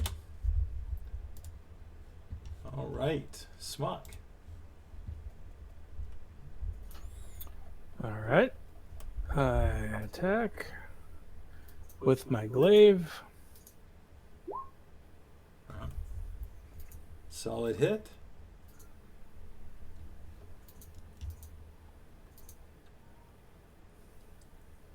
Nine points of damage plus a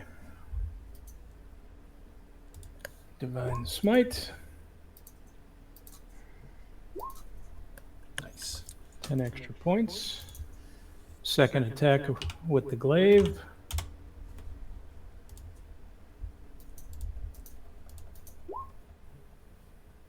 $19. Yep, that hits. And 4 points of damage plus another smite.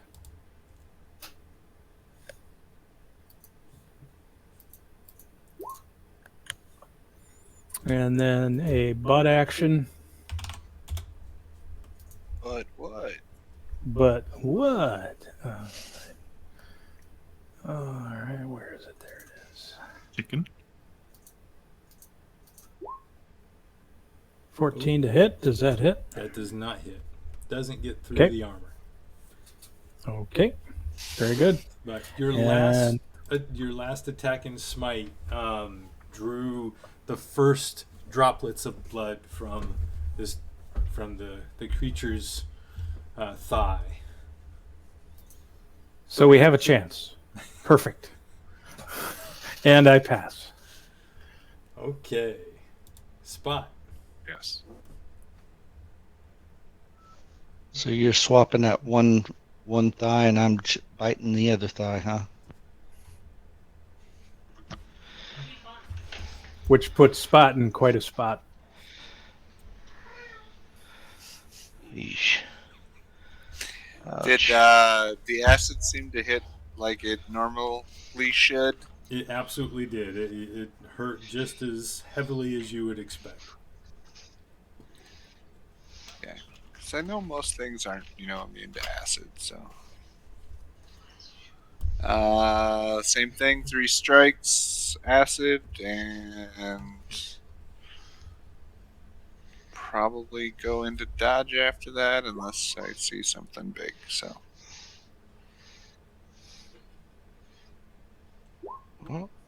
Nice. Yep.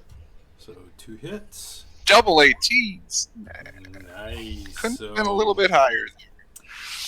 that's good. That's 26 points of damage. Yeah, how's he looking? He was just bloodied before. Yeah, these things have Um, like How many 130 points of damage did you do guys so far, roughly? I wasn't 40. That's it? Not a lot. So we're about 25% in. Let's see. Where did we Well, start? bloody's 50%, so. Yeah, well, you hit him there. You hit him there. We did at least 100 points of damage. Yeah, Yeah, something like that. Bonus action We're dodge halfway. for now. If we get close to the bottom, I'll try to go all out on him, but. Cool. Okay. Hef's turn. Wow. I think this is the first time Hef has been in person. Does a giant need to hold concentration to hold the fog Fogs. clouds or not? That's so because It's an Or do they fire and forget? As I say, if it's innate ability, It's innate. usually not. But if it's something that he has to cast, then he would have to probably. and it is definitely innate. So there's no concentration. It summons and it's there until they want it to go away. through duration. Yep. But now their Misty Step, they shouldn't only get once. Ooh, Hef. Nice hit, Half. Yeah, but it's only So- it's only Ooh. 4 points. It's the first time he's used the bowl. It is, sword. but he crit on his very first longsword attack. Okay. It Do just it again. it was just more finesse than power. But it was a good hit. Need to have them start doing push-ups. And that he has one more. I think he has one more. Well, first off, what's a bonus? Maneuvers. No. He's used two. So he actually has 2 more superiority dice. So he'll use another one. This one he'll do maneuvering attack. First off, he will do a little more damage because he adds his D8. So he does an additional 5. And he will yell out, I'll distract him, Jinx. I got him. Move away if you want. Safely.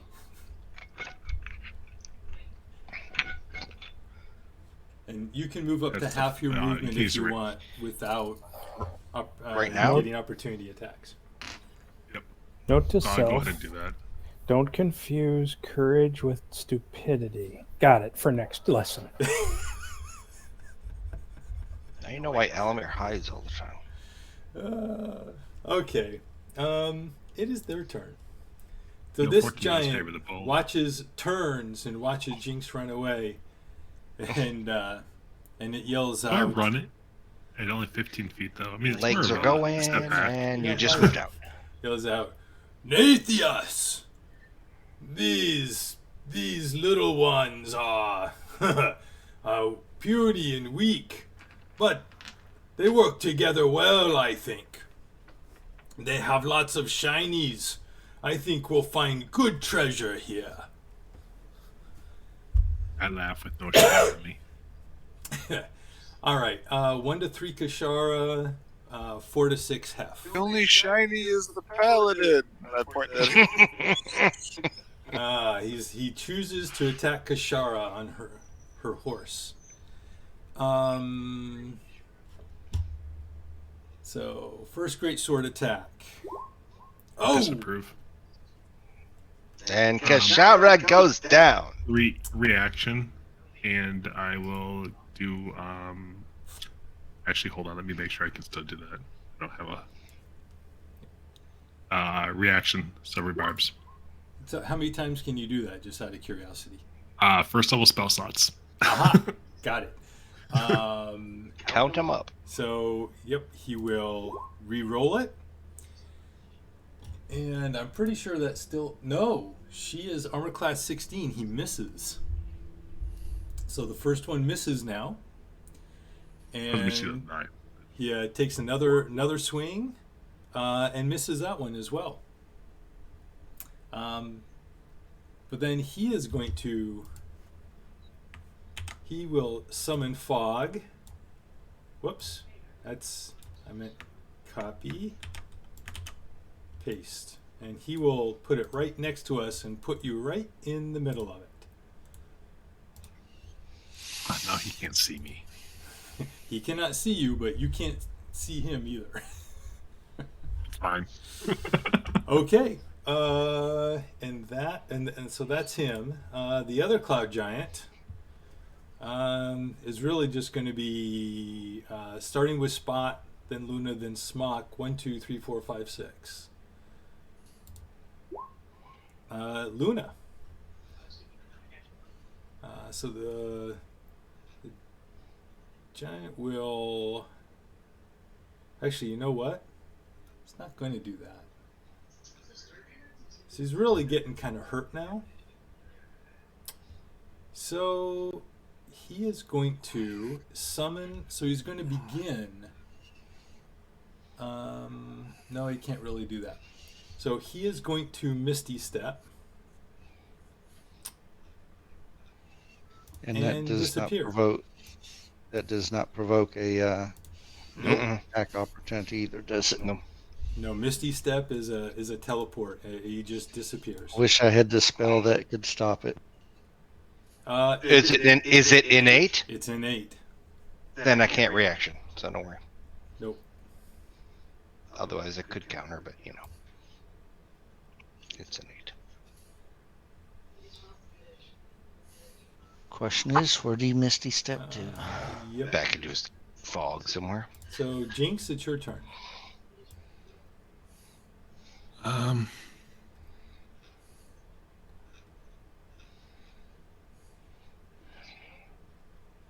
I remember where I was standing and everything else.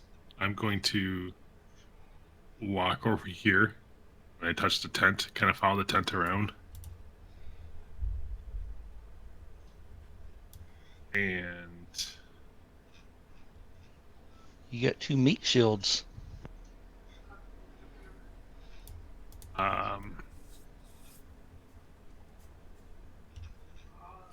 now this is the best use, but I'm going to go ahead and cast Heat Metal on him, or in his armor.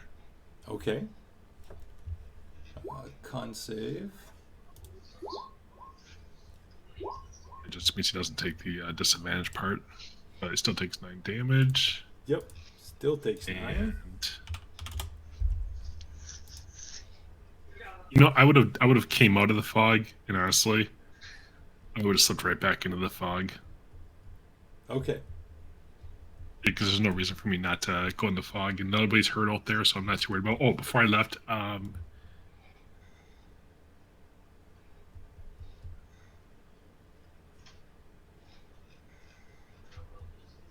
would go ahead. Sorry.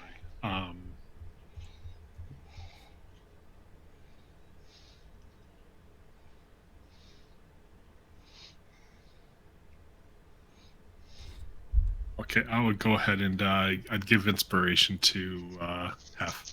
Okay. Oh, I forgot that there was advantage against a crit. Oh, he crit. That's right. His first one just mentioned. All right. So inspiration. Excellent. These are gone. Okay. So I'm going to do something real quick here though. I forgot his first attack had disadvantage. So let me just go ahead and give yourself one of your first level spell slots back because you wouldn't have had to do that. He had disadvantage on that attack. The reaction? Yeah, yep. You wouldn't have had to use your reaction last time.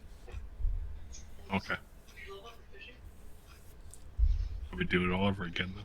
You bet your zippies. That's what it's there for. Yeah. Is that it? Yeah, I don't have any other options right now. Got it. Alamir.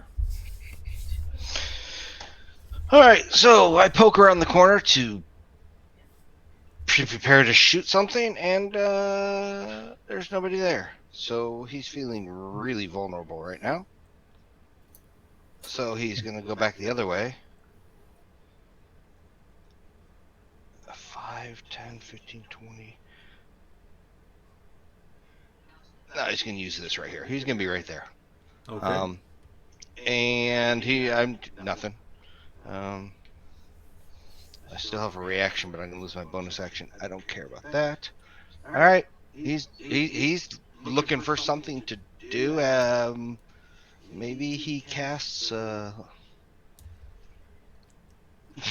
cast Muddy Footprints in the middle. No, just joking. You prestidigitation and just make yourself clean. Yeah, suddenly clean.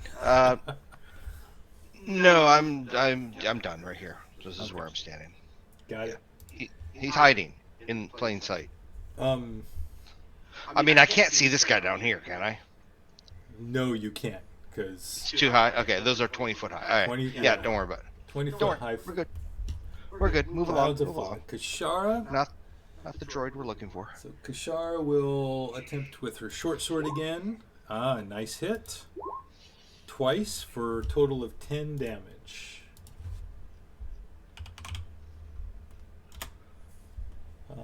Luna, your turn.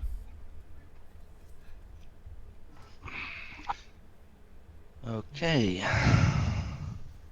I'm looking around trying to figure out where you went. And do I hear any battle and stuff over here?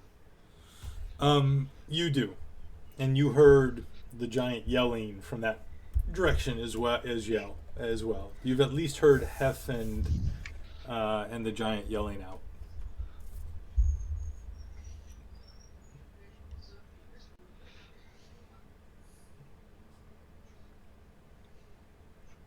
And I'm basically dash, so Make me a survival check using your survival. okay.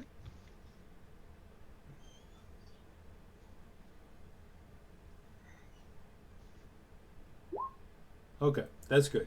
That is to remember where all the objects were that are covered in the thick. So I don't stumble and fall. Exactly. So you're able to maneuver your way through. All right. So where Not do a I want to problem. go here? Okay, yep. And you emerge. That's the end of my movement. Got it. So, and you double moved. So. Yep. Right? I could either there or wind up over here. Doesn't really matter. You're gonna have advantage from where you're at right And there. either way. Okay. All right. And I'll give somebody a chance to step back. Smock, your turn. Alrighty. You stop right there. You rush into the fog and you run right into the giant. Ow.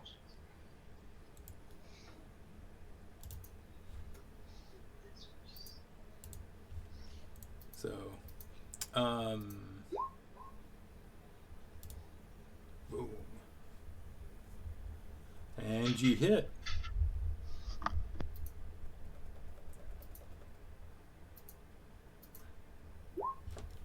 Pretty sure fog cloud, heavily obscured. So it's like -5 to hit him, but you definitely still hit. So 25 more.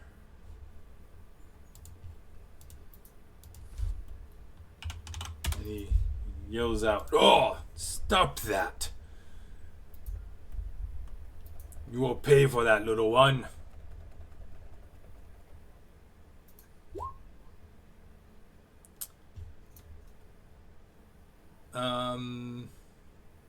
So because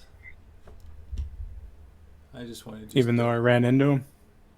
yeah, I'll have to say fog cloud.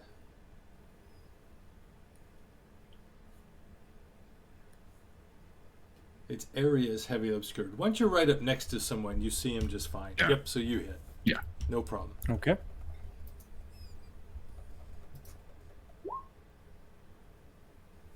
All right.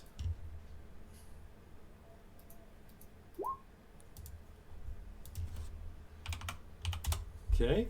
Yeah, you'd be just cutting and hacking into him. He's looking pretty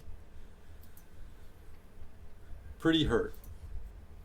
Well, we'll give it the old butt action.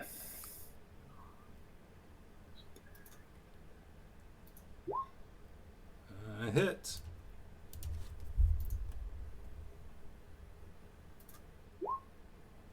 And last Second to last, I should say. Smite. And that's it. All right. Yeah, you this giant stumbles back a quarter step and just very like blood and spittle coming out of his mouth, looking very angry and frustrated and pained. Spot, Boy, I wish your I had a turn. little something more. Bummer.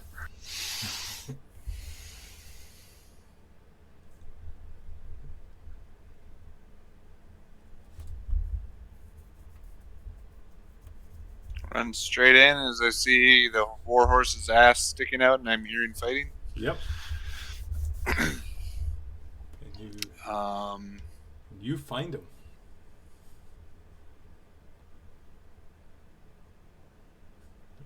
I will do my 3 normal attacks first. Okay. Not advantage, because hold on.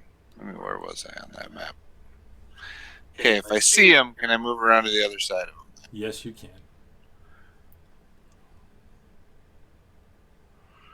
Now you have advantage.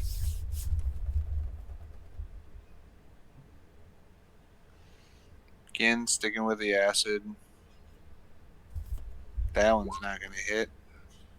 Nope. My dice just ate me. Darn mimic dice.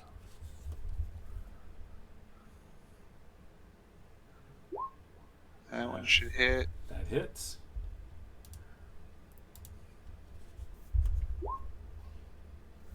This time I'm going to use my key point to do 2 more. Okay. Yep, he's looking really hurt at this point. But he's still standing. And that finishes him off. Like, what does this final blow, this final series of blows look like as you fell this giant? I smash his toe so hard it creates, like, an embolism that flows up and just gives him a heart attack.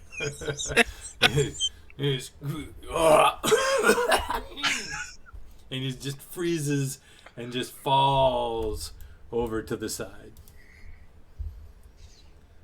Very good. When he dies, does that clear any of this fog? That clears that fog, and that fog, and that fog. It begins to quickly dissipate. Okay, so that was 55, so I got 45 left. Then I'm going to start running towards them. How many rounds have we been in right now, Tom? Are you ticking marks or what? I'm not.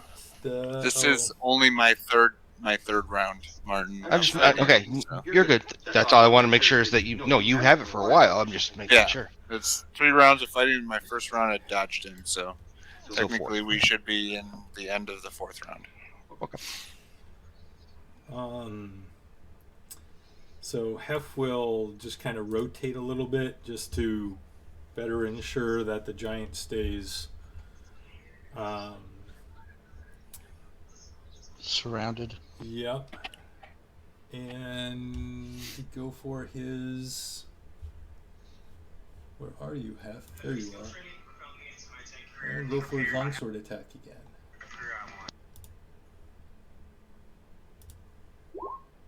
And hits for 8. And he's going to use his final.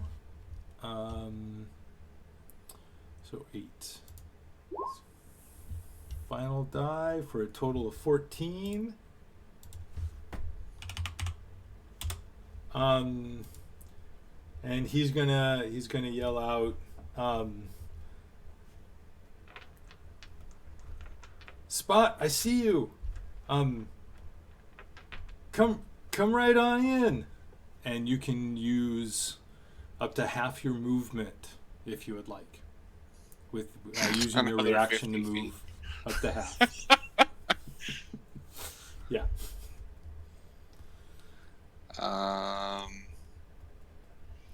I will go down by half then. Okay. And it is the Cloud Giant's turn. And he looks around and he goes, he yells out, Nathias! Nathias! Why? He's dead. Do you have a Oh. toe ache like he did? And I just look up at him. And he turns the other direction, looking out west, looking over the tops of these tents here with the green tops are the three that you are all asleep in. He yells out, Raisos, Krudzor! Ah, it was you. You fools! You do not know your betters! And he is going to Misty Step. Let's see, 10. Misty Steps right next to Jinx because he didn't know where you were. Smush. And then he's going to begin running if you'd like to take an opportunity attack. Yeah, sure. I don't really have a great attack, but I can attack him. Okay. You know, if I was anybody else, I would use my that one dagger and try to take. Oh, no, never mind. Remember, it has to be the killing blow. You could Yeah. you could just use it in general. 14 doesn't hit. Nope, does not hit. And he begins to run. And he also will cast more fog. And everywhere that he's running into is still fog. So he casts more fog that is just simply going to make it all I went to see fog. where he was anyway. Yeah. And then it's your turn.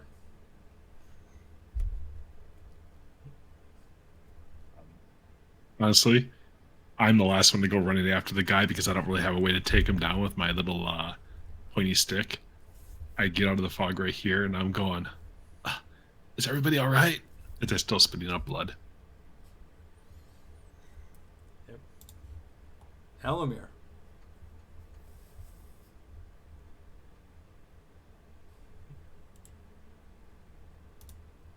I don't know how well I can actually see, but I don't know if he went, so I may sit here and double move to here just to see if there's anything out there. And what Can't you do an see, attack, though. Yeah, you see just Is a trail of fog. you see a wall of fog to the south and to the east of you.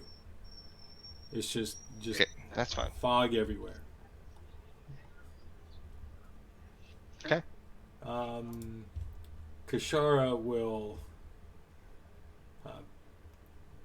just kind of go look over here and go around and look to see how the other two are doing, and she'll yell out, "It looks like they're taking it." Oh, wait, hold it.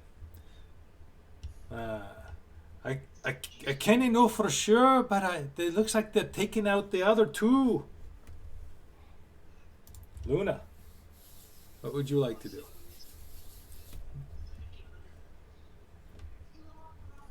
Well, if I do double, that'll give me 100. That'll put me to there. Actually, I've got 10 extra plus movement, so it'd be 60 instead of 50. So I make it past edge map, but all I see, I'm guessing, is I just see. If you go past the Fog map, where you're he's going running. into fog. Okay. Yep. So to the I'm gonna right stop there is there. all fog. Okay. What are you looking to do, Smart? Well, if it's a complete wall of fog, then I would go to the other side of the battlefield as best I can and search for any cloud giants over here. Okay. Yonder. Yeah. And then Spot, what would you be looking to do?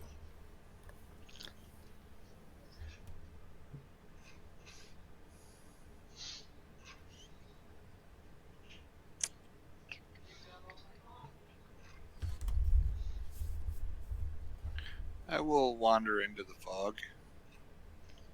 I wonder. Okay. Taking my time half speed, so if I run into anything, and staying into dodge. Okay.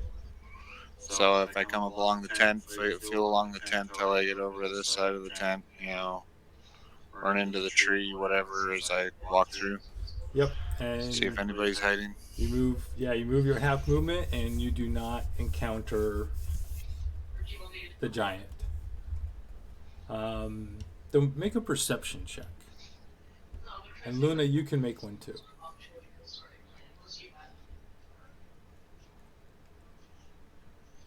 In my normal form or my Well, no, you're hyena form? in your hyena form.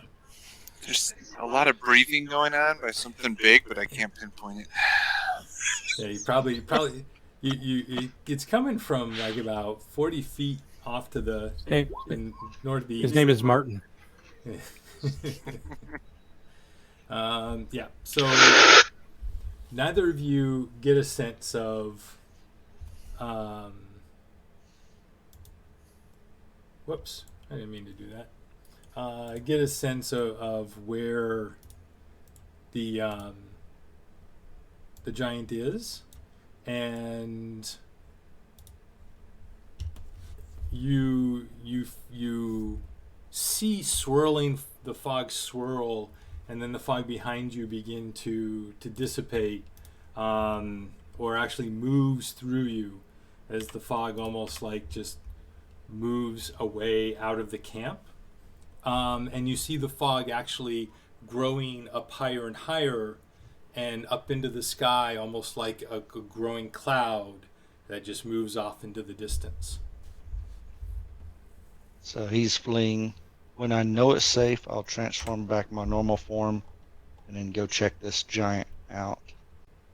Just out of curiosity.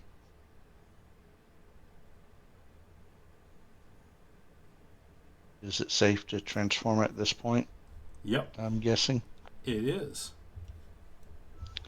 So I'll go check this giant out. All right. You check the giant out. It has a large pouch in its belt.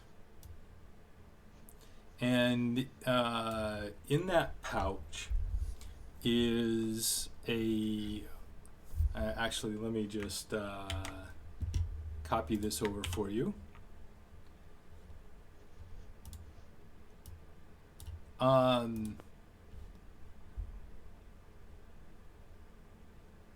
Let's see. Yep, just like that. That's what is in the pouch.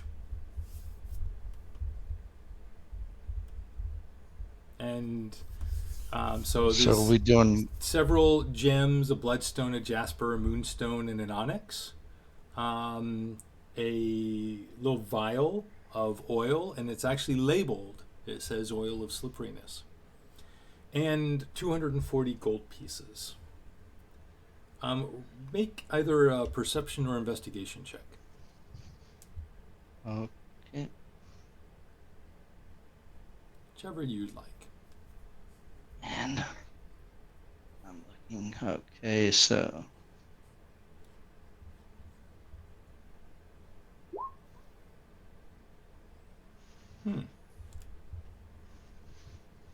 Yep. And that is that's all you find.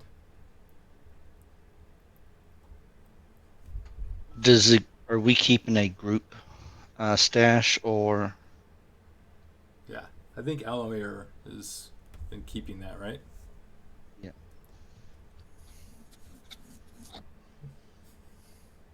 Is Alamir on right now? Yeah, I was trying to find my mouse so I could hit turn back off mute. So yeah, I'll put it in. Okay. Yeah, I Let me hand get in. stuff to you.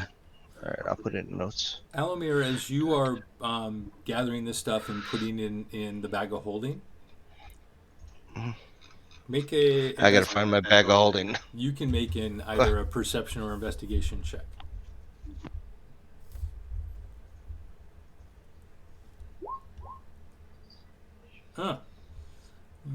Alamir, you as a merchant, Notice that one of the coins does not look like it is a standard denomination or minting. There's something strange about it. Okay. I didn't. I'm just saying. And what do I find? What do I get off of it? Have I ever seen it before? You look at it. That's a good question. Roll an Arcana check. Okay. Nope, you've never seen it before. Okay. It is. It's interesting. It has a picture of Timora on one side, smiling, and on the other side is a picture of Timora, and she's laughing. Do you bring its attention to anybody, or? Yeah, I will. I will bring that out just because I can't figure out anything of it, but I know it's definitely different. You don't know what this is? It's a coin. Not just a coin. It's a coin of tomorrow. Yeah, I I got forgot that what it's right. called, but I'm Coin like, of tomorrow. Fate coin. Coin of fate. yeah, you Coin don't want to of flip Riddler. it and get the. You So- don't want Yeah, to flip it and get the Two-Face. laughing face. Okay, Two-Face. That is a good point. Actually, Jinx, as a follower of Timora, you've never seen one of these, but you've heard of them. Oh, okay. It is in fact called Timora's coin. It is a magic item. If you and it is actually, you should actually find it in magic items. Within D&D Beyond, what it does is, once a day, you say a phrase off the top of my head. I believe it's Tamora smiles and Tamora laughs, which is either the blessing or curse. And if when you do that, the very next D20 you roll will, if you roll 1 to 10, it becomes a 1. If you roll an 11 to 20, it becomes a 20.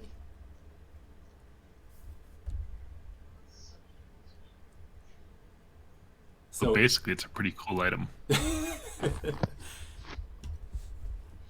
It will, yes. So it will crit fail Or fail. crit hit if you're attacking, one or the other. Okay. There's no Once in between. once a day. Once a day. Okay. I'm gonna add this. I mean, is that something, Jinx? You're like, I'm gonna use that, or anybody? I don't care. Otherwise, To be I'll put it in the fair, bag. If you show it to me, and Yeah, you're I mean, offering I it up, asked everybody. What is it? I would take it in a heartbeat just because of what it's related to.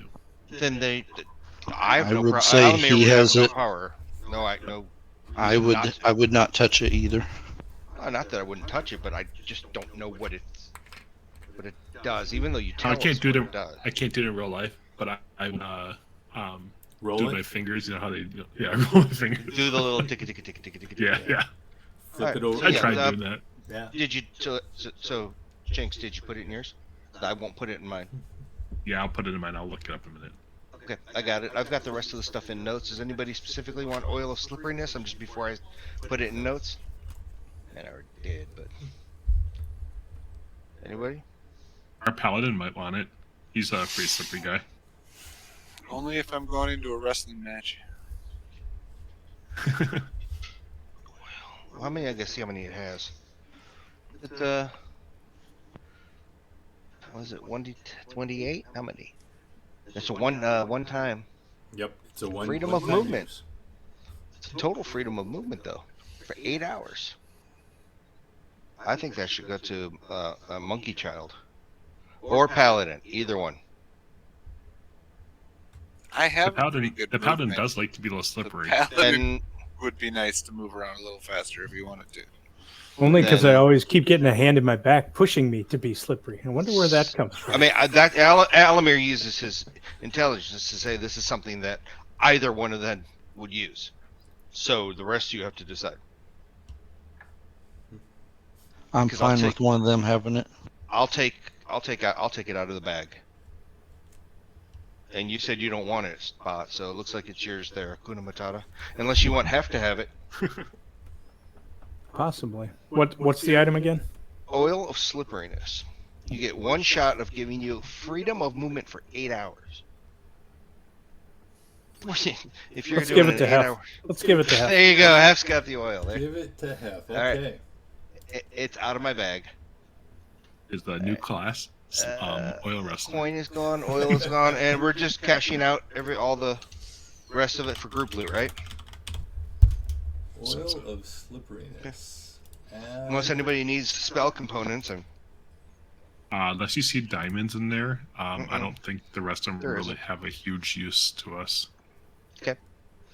I'm just keeping it as a bag of holding party loot. So that's the only thing I got on there so far. Let me see. Yeah. We need a lot more gold. 10 minutes. Takes 10 minutes to use it, so it's not an in-battle thing unless you're going to use No, it. it's an 8 hour thing. But you can so- pour it on the ground and create like the effects of a grease spell. That can Exactly. that could be useful. Okay. You're not joking.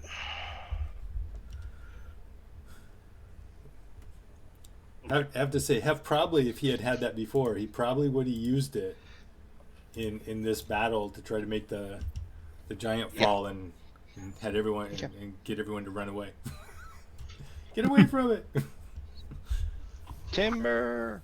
All right. So, the last few days, you have the rest of your conversations, and at the end of the 10-day, you find yourselves on Standing at approach Daggerfall? to Daggerford. Daggerford.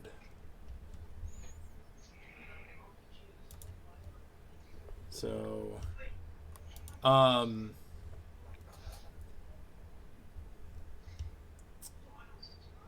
you see the walled town of Daggerford up ahead, and there is a cheer that goes up.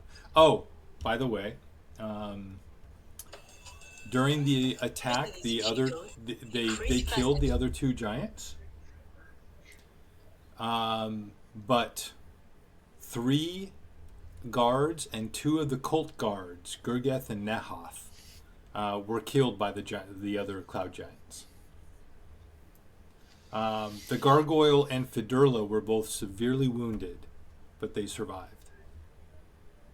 When we get together and talk, my suggestion would be I think that we should Combine. combine our camps, keep our camps closer together. You know that we've helped. We know we can help you as whatever, and yeah. Yep. Did any of the quartermasters or the whatever, did they any of them die? No, none of the Okay. none of the None of the merchants- drivers, got None it. of the merchants or drivers died. Okay. 'Cause they weren't really fighting. They hid. They Gotcha. hid, yes. Similar to how the 3 merchants ran into the middle of the camp while you guys fought. And Like Alamir hid. Yeah, I know. Yeah. And like after every battle, I'd go around and offer what little I know about herbalism, if it helps ease pain or slows bleeding and stuff, Yep. with the guidance of my mentor. Excellent. Stick finger in hole. That's all you gotta do.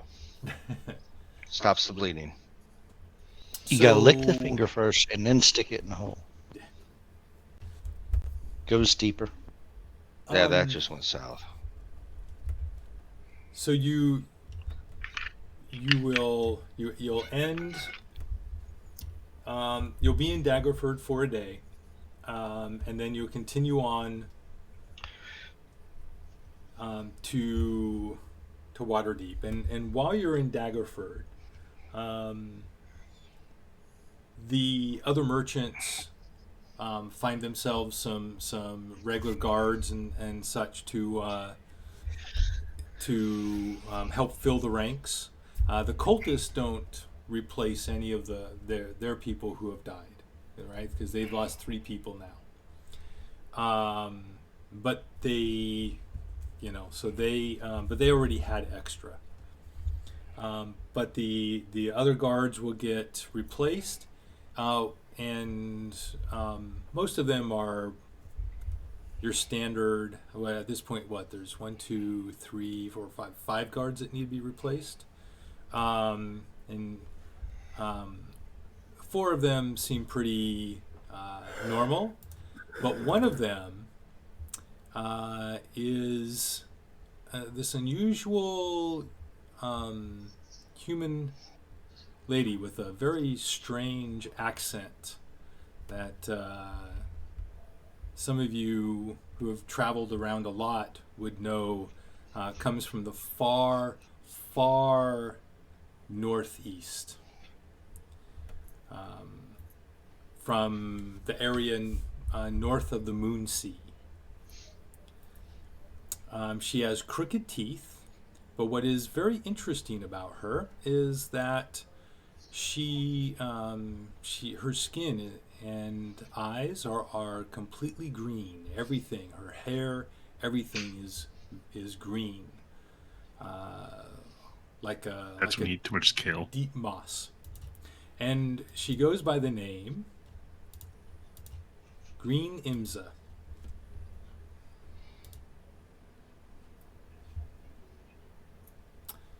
So, yeah, her skin, hair, eyes, nails, teeth, everything is green. She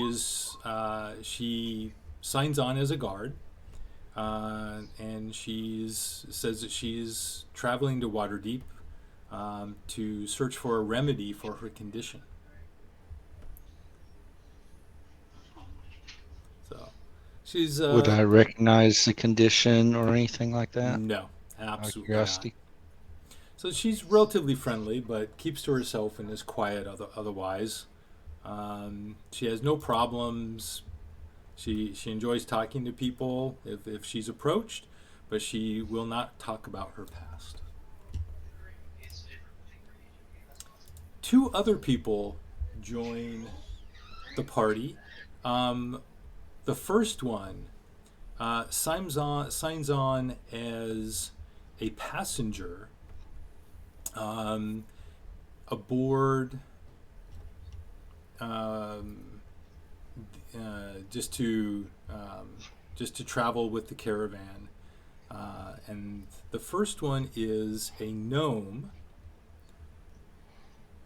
by the name of Jamna Gleam Silver.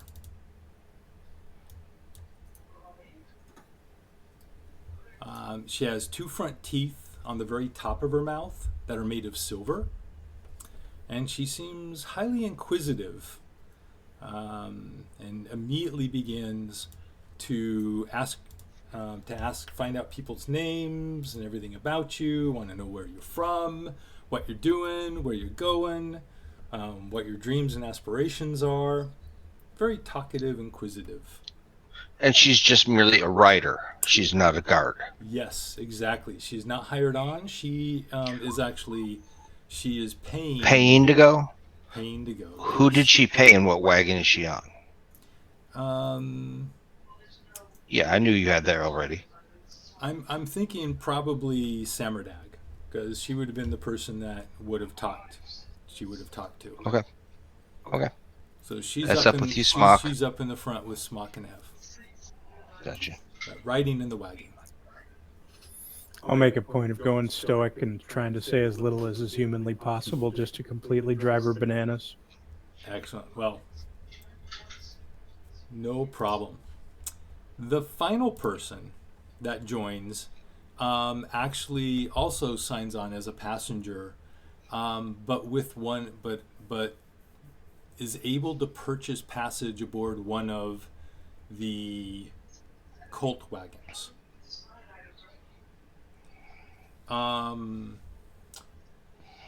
He has a hood up over his head, but you get enough of a look.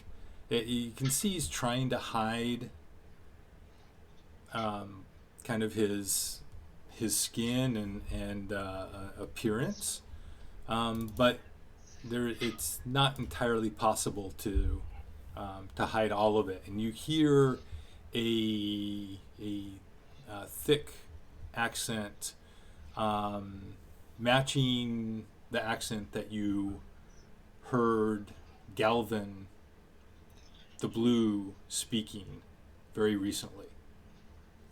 And you also see little bits of markings poking on his face from underneath the cowl. And you believe that he is probably one of the red wizards of Thay. And as you spend time in the evenings and look more closely at him, he seems to match the description that you were given by Leosin, the monk.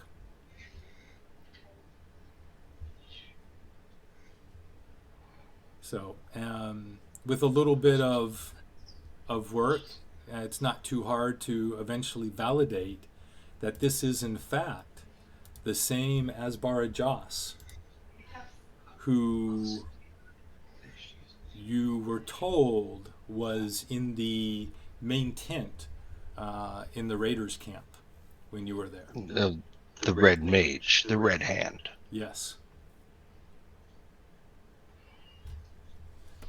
What was the name of the other one? And the other what? The other red mage? Yeah, that disappeared. They got That pulled was into the- Galvin the Blue. Okay, so this is okay. Gotcha. So we got blue and red now. All right. So, but Galvin the Blue was the worm speaker. He was also a worm speaker. With the blue. I'm just thinking, this is just a red hand. This is just of the Mage Guild. That's what I'm looking at. Yes. Would I recognize it instantly? You recognize him as being with the markings of a red wizard. Yes. Okay. Yes. So I don't like him. We're not friends. Yet. So that is where we're at, and where we are going to stop for the evening. Taking up again next week, and to see if there's anything you'd like to do during the basically day in Daggerford. And during the 10-day it's going to take you to get to Waterdeep.